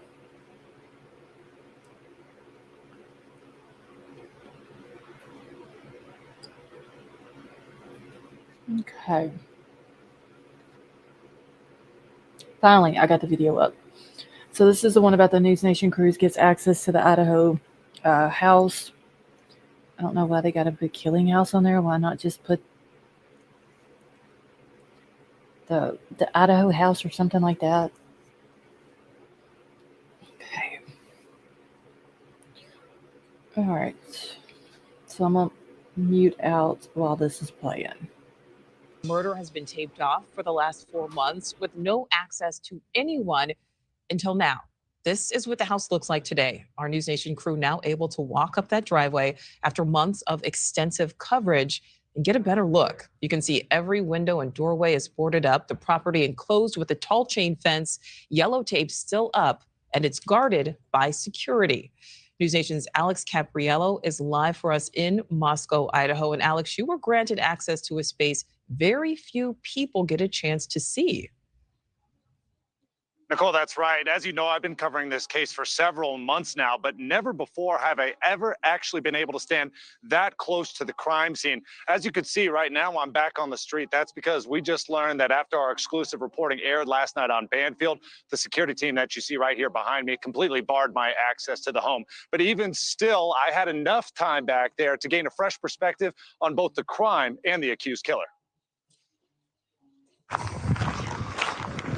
Up close and personal, News Nation was granted access to the Moscow, Idaho murder house like no one has. Private security, on duty 24/7, led me to the back of the home, a place that's off limits to everyone except law enforcement. So is it tough to be in charge of monitoring all this? No, just make sure no one comes back here is really all the main thing that we're in charge of. Yeah. But as you can see, it's not fenced in, so, you know, people can walk around and take pictures. These private guards work 12-hour shifts every day. When a shift swap occurs, the guards will run a perimeter check, making sure the crime scene hasn't been tampered with. They allowed me to approach the door where accused murderer Bryan Kohberger allegedly entered before carrying out the massacre of 4 University of Idaho students. It's a scene frozen in time. The backyard littered with reminders of the fun these college kids once had. But obviously the big change here, everything boarded off. Windows, doors. This is presumed to be the door that the murderer first used to get inside the home. Kohberger is locked up less than 2 miles from the crime scene. Latah County jailers keep him closed off, but even still, he's not completely isolated from his fellow inmates. Sources with intimate knowledge from inside the jail say a new inmate was recently brought in and immediately harassed Kohberger from afar. "I'm going to kill you, Kohberger," the source claims the new inmate shouted. It was harassment that reportedly carried on all night. Soon, the inmate turned the verbal assault towards his guards. "I will get Kohberger to kill you," the source recalls. Guards were forced to move the inmate to keep the harassment from continuing. And keep in mind, the Latah County Jail is only a 2,000 square foot facility located on the basement of the courthouse. We're told that Kohberger mostly keeps to himself, has lost a significant amount of weight over the past few months, and also receives weekly worship with a local pastor. Nicole? All right, Alex, thank you for that. Well, tonight on Banfield, an exclusive interview with Kohberger's jailhouse pastor. What life is really like for the alleged killer. It's tonight, 10 p.m. Eastern, only on News Nation. Thank you for watching. Okay. Somebody there needed some water or something. One dude was breathing. That's all I could hear whenever the guy was talking. I don't understand how they're allowed to demolish the house when it's... Paige, I don't know. I think they should leave the house until after the trial is over with.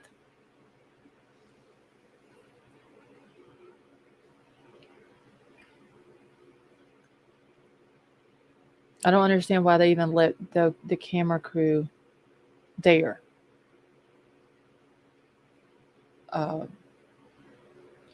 What is the point of them going? Like, we've all seen pictures of the back of the house. We've all seen pictures of the back door. all the trash on the ground and the back. We've all seen pictures of that. What is the point of them getting up close and personal with it?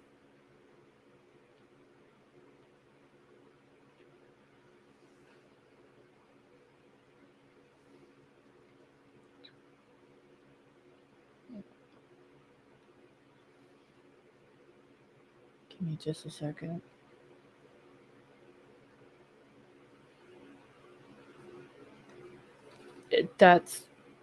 That's crazy. Just to get a clicker of you.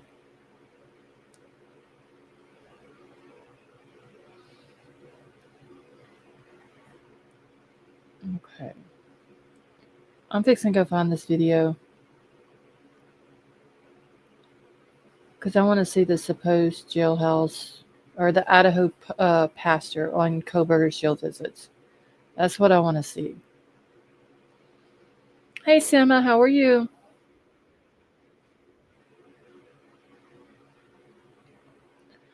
Hey, don't y'all remember the white garbage bag that was right by the sliding door for months? I don't know if I remember a garbage bag or not, Bryan. Regardless of the 3D video, how can they get an accurate for stamp? Paige, that's what I was saying the other night. That there may be, once this trial gets started, that, you know, the jurors may want to walk through it. And if it's demolished, they can't. And I think that they should be able to. Because, even, and like you're saying with the 3D scans, they can't, just looking at it on a computer, at pictures of it, or someone there with video of it, or even the 3D scan, they need to be able to see it with their eyes. They need to be able to walk through the house and feel the house. They need to hear the sounds of the house. They can have jurors, have all the jurors in the house. Or, I mean, in Dylan's bedroom, let's say. And they can have someone else walk through the house and see if they can hear a person coming through the back door, walking up the stairs to the 3rd floor, walking back down the stairs from the 3rd floor, going to Xana's room, making noise in Xana's room. Would they be able to hear it in Dylan's room? Now, I do know that because there's nothing on the walls in the house anymore, the echoes and the sounds are going to be a little bit different as what it would have been when the kids were living there and their stuff is in their rooms. There's stuff hanging on the walls and stuff like that. I get that. I'd still think that the jurors should be able to walk through the house. Walk up and down the stairs and see if the stairs make noises. Like the other house, the person who used to live in the house said that no matter where you were at in the house, when somebody walked through the house, you always knew where they were at as well. And if anybody's been in old houses, especially a house that's more than, you know, just a first floor, if it's 2-story or whatever, when you walk through the house, it's going to crack and creak and the wood floors are going to make noises and all that.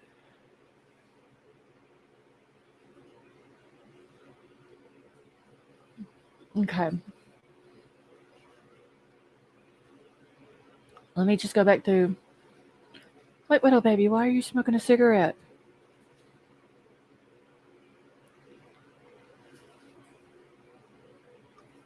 Let me go back to my chat real quick before I pull this video up.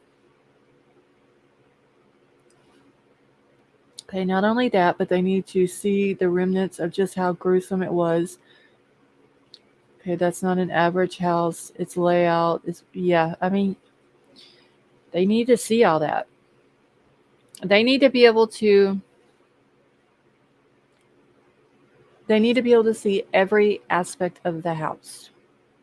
And I mean, they should be able to see it with the boards off the windows,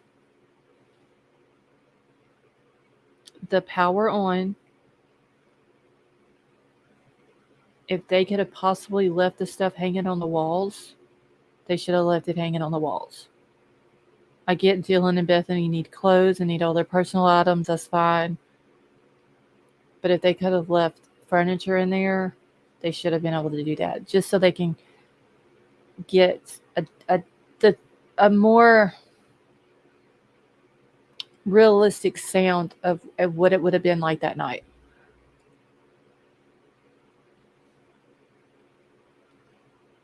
Right, CB. That's what I was saying. Like, they need to be able to walk into the house and feel the house.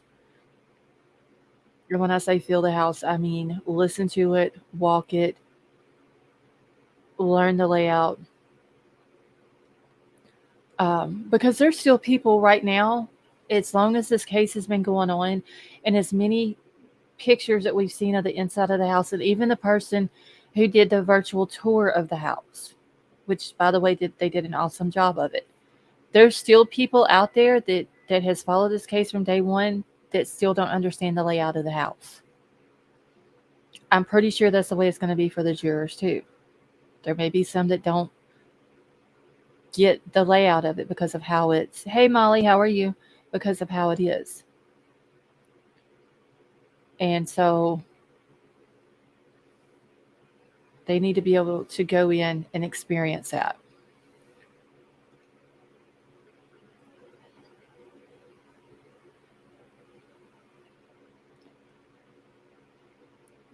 Okay, let's see, it should not be demolished. And I know that there are some family members that's worried that it could mess up the trial if it's demolished.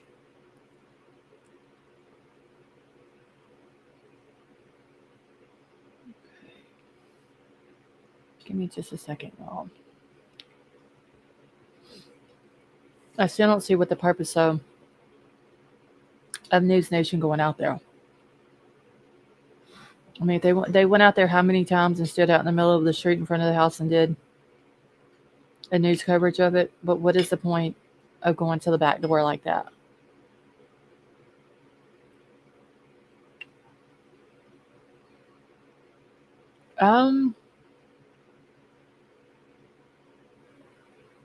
Did they say it was the security that gave them the access? It might have been White Widow Baby.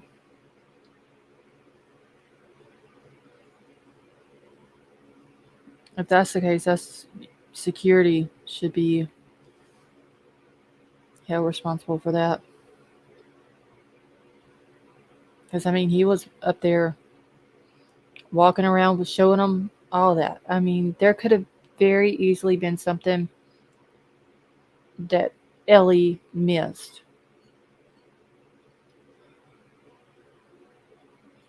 Or that they might need to go back for. I don't understand that. Okay. Let me get this one pulled up here. I want to hear about the pastor going to visit Bryan in jail.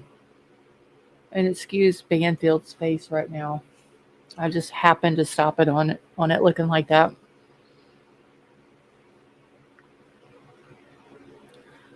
I understand the private homeowner wanted his spouse back, needed money, etc., but consider he donated it. It really doesn't make sense.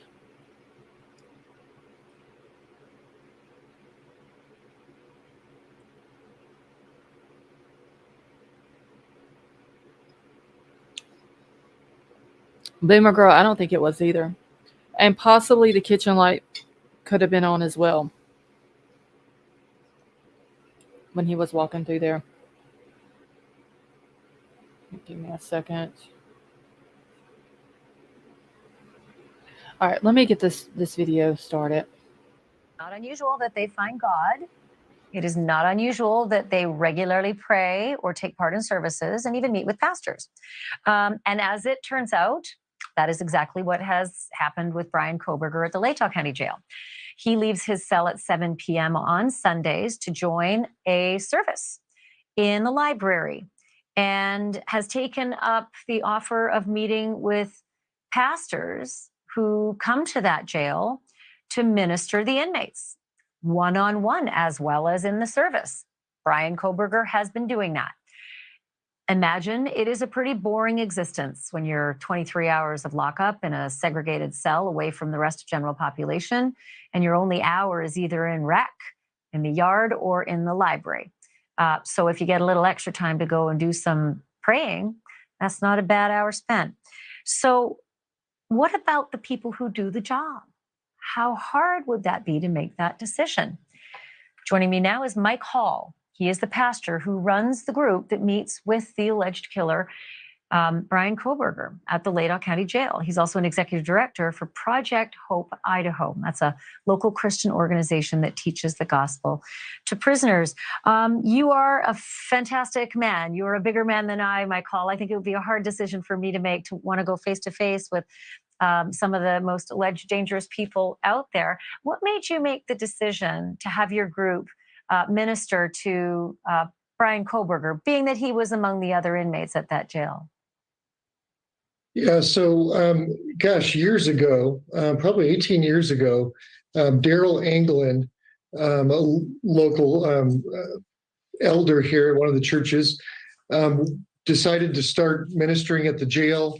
There's been a number of folks that have been involved over the years, and there's a group of guys going in. I personally haven't been going in recently, but was involved with that for years.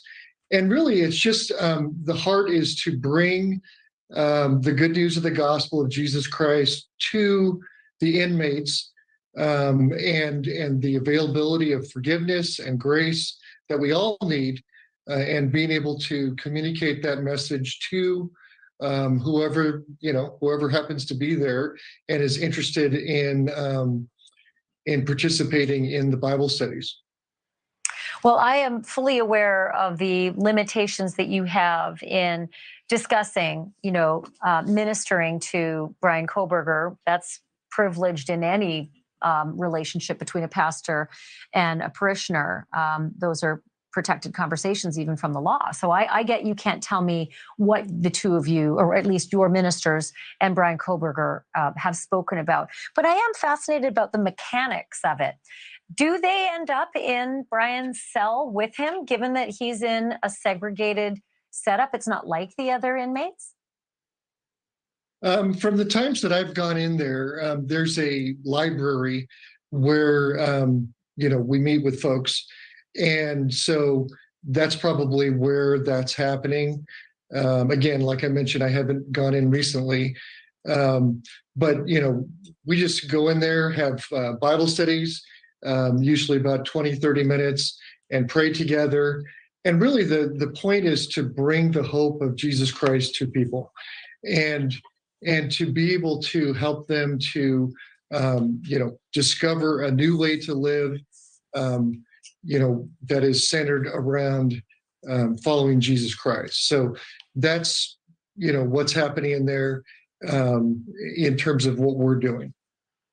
Right. And the library has been described to us by multiple sources from the jail as the place where there is some exercise, because I think there was a pull-up and a chin-up bar there. I think it's been taken out actually recently, but also a place, for not only reading books, but also taking books back to the cell. So in your experience, there's been no personal one-on-one ministering of Bryan Kohberger in his cell. It's always been in the library without other inmates present? That's usually the case. When I've gone in, usually we have multiple groups. There might be an individual or a group of guys that we meet with. And so, it's interesting. There's hope and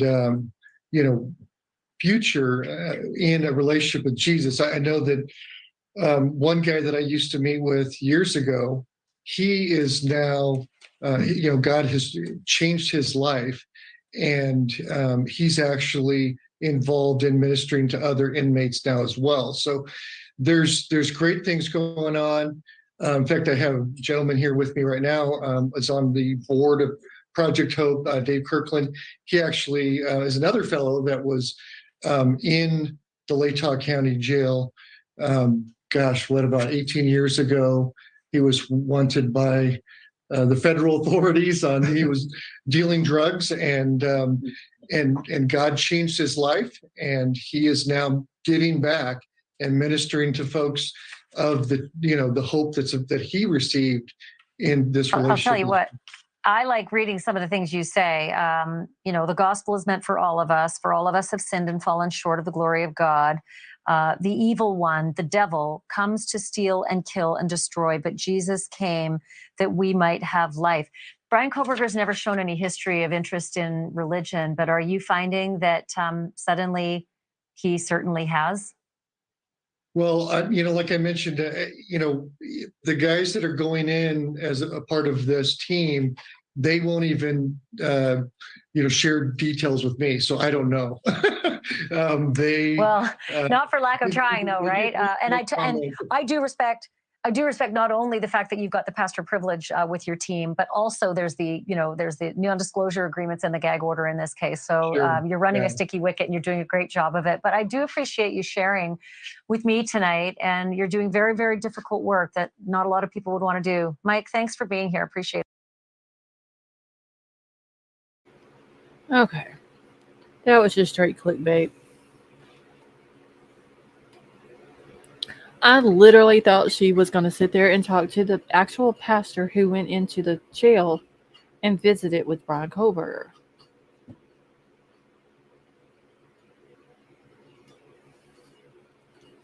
And like I said a minute ago while this was playing in chat, isn't she the one that put out the story that Bryan Kohberger went to mass in the library with the local pastors? So if that's the case, if she's the one that came out with it, then why is she sitting there asking him if the pastors go into the jail cell with him?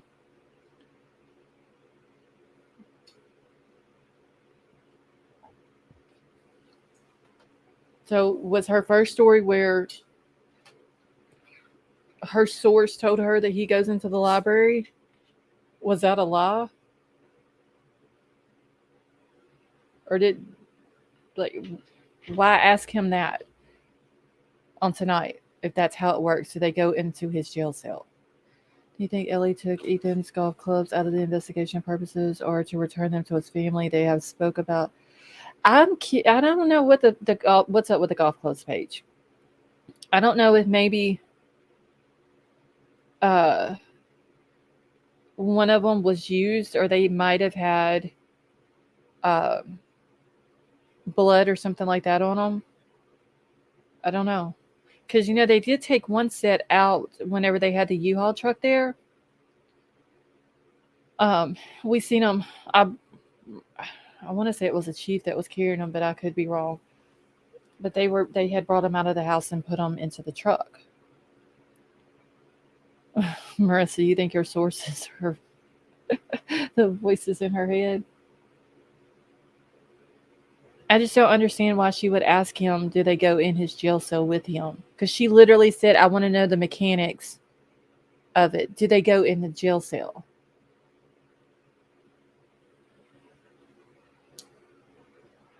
So someone said that one was missing. Maybe that's why they took them then, if one of them was missing.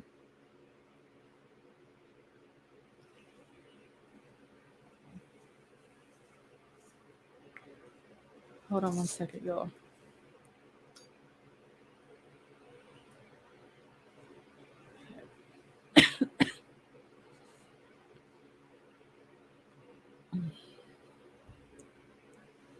Hold on, I gotta make a note on something real quick. I don't understand. She literally just contradicted herself.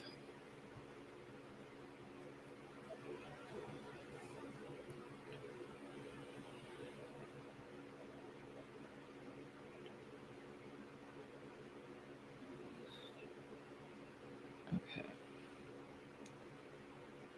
Hold on, y'all, because I have to write a note in my little thing for my heart monitor.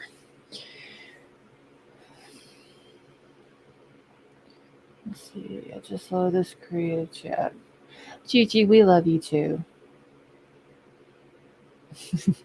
I'm sorry, Ashley B. I don't know. Ashley Banfield and her sources, the clickbait bullshit, I don't like. And that's exactly what she did with that video. She literally clickbaited. I know, Tad. 8 more hours. I can't hardly wait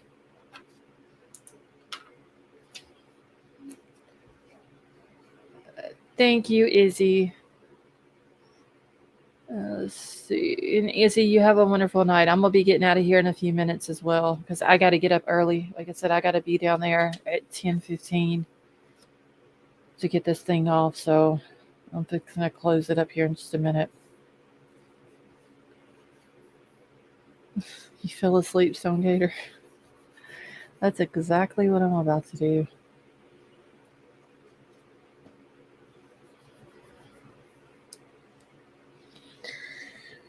Oh, now I'm upset over the whole. Like it seems like Banfield is getting desperate, y'all. Michelle, have a good night. Vaughn, how are you? Illusions. I won't get any of the results of it until probably a couple more days. It all has to be sent over to my doctor, and then the doctor will call me with it. So she tried to weasel private info, and when that failed, she cut him off real quick. I mean, yeah, does she not understand though? Like, a pastor or a priest or whatever is not going to tell you any information of what you talk to or about with someone else, whether it's an inmate or someone who is just someone who is not in jail. Yeah, Ashley, I had it put on Monday morning, and then I get it taken off tomorrow.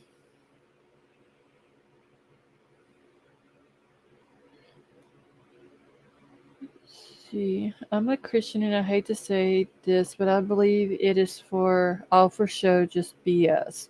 I don't judge anyone, and I'm certainly not perfect, but I think it was all for show. It was for sure, Boomer Girl. That's what you call a classic clickbait. Laurel, have a good night.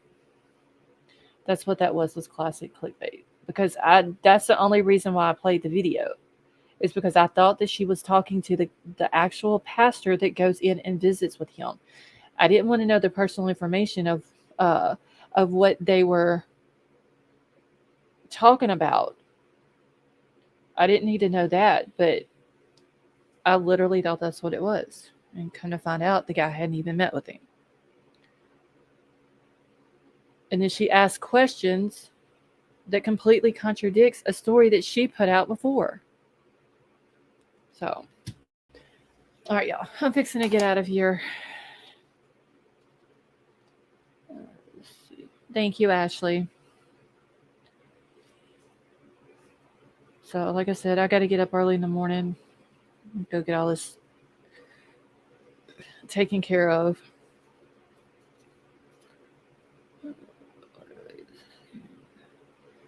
Bryan, what is who saying that they suspect?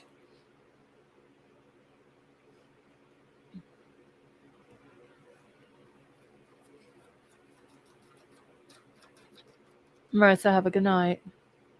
Scott, have a good night. Stevie, you have a good night as well.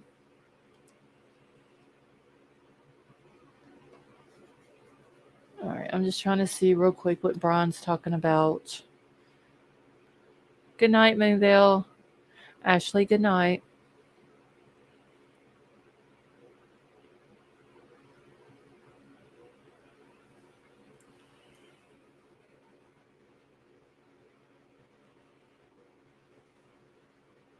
Roger, you're very welcome, and you have a good night as well. Thank you, Crime Crazy. Yes, y'all, please keep Big Al in your prayers. Hopefully, from what I understand, he may be able to join us tomorrow night, but we'll have to see. I'm going to check in on him again tomorrow and see how he's doing. Brad, you're very welcome, and thank you for joining us. Let's see what they're looking for. Wait, Bryan, who are you talking about? Who is looking for? Are you talking about Ellie as far as not Ellie, but the internal affairs investigation? Is that what you're talking about? Kelly, have a good night. If that's what you're talking about, Bryan, they haven't said what they're looking for. Or even who they're looking into. Thank you, Brad. Y'all keep Brian Hoffman in your prayers as well. trying to think who else. Gigi and her husband. Baby Boop. Thank you, Carrie. Baby Boop. Who else was it? Yeah, I didn't even see Judy in here tonight. Okay, there was a statement made that Bryan's family refused to visit him. Oh, Boomer Girl, I seen that where they said that because to begin with they put out a thing. Yes, pray, keep Christy in your prayers as well. But they had put out a thing saying, or Bryan's family had put it out that they were, they loved him and that they were going to support their son and brother. And now they're saying that they refuse to see him. That came out just a day or so ago. Whenever it was talking about that both of his sisters have lost their jobs because of them being connected to Bryan, even though they refused to go see him. So I'm wondering if they've really refused to see him or if they haven't seen him because they can't afford it. Gigi, you're very welcome. But then they say that they still talk to him. So I don't know. Oh, Bryan, you're talking about for me. Okay, so they've got the Holter monitor on me. Got to wear it for 48 hours. But that's because my heart rate will just for no reason shoot up. It started the middle part of January, and I can just either be laying in bed, sitting at my desk. Today I was sitting in my truck at a store, and it went from normal, shot up to 112 beats per minute, and all I'm doing is sitting there. So they wanted me to wear the monitor to try to figure out what's wrong with it, what's causing it, because there's no triggers. It just does it whenever. So my doctor doesn't know if maybe it's a blood pressure issue or what. So they're going to take what they've got from the monitor, which they did tell me if I have any issues like irregular heartbeat, fluttering, my heartbeat starts pounding hard or starts racing, there's a little green button that I can push on it. And then I have to write it down on this little card, the time, what I was doing and all that. So as of right now, though, Bryan, they don't really know what they're looking for until they get the results back from the heart monitor. Stop drinking Coke and drink water. I know, Crumb Crazy. I'm going to try better. Okay, Crumb Crazy. I'm not going to make any promises, but I'm going to try. Stop vaping. See, that's what White Widow Baby just said in chat. Trolls back here behind me saying stop vaping. Anyone? Okay, so Bryan, they don't know really what they're looking for yet. So once they get the results from the heart monitor tomorrow, then my doctor will call me and let me know. All right. Drink water for sure, even if still drink some Coke 1 liter. I know, y'all. I'm going to try better. So, all right. I'm fixing to get out of here so I can go to bed, so I can get up early in the morning, go get this dang thing off of me. But thank you all so much for joining me tonight. Like I said, keep all those in your prayers if you don't mind, please. I love you all. I hope you all have a wonderful night, and I will talk to y'all tomorrow.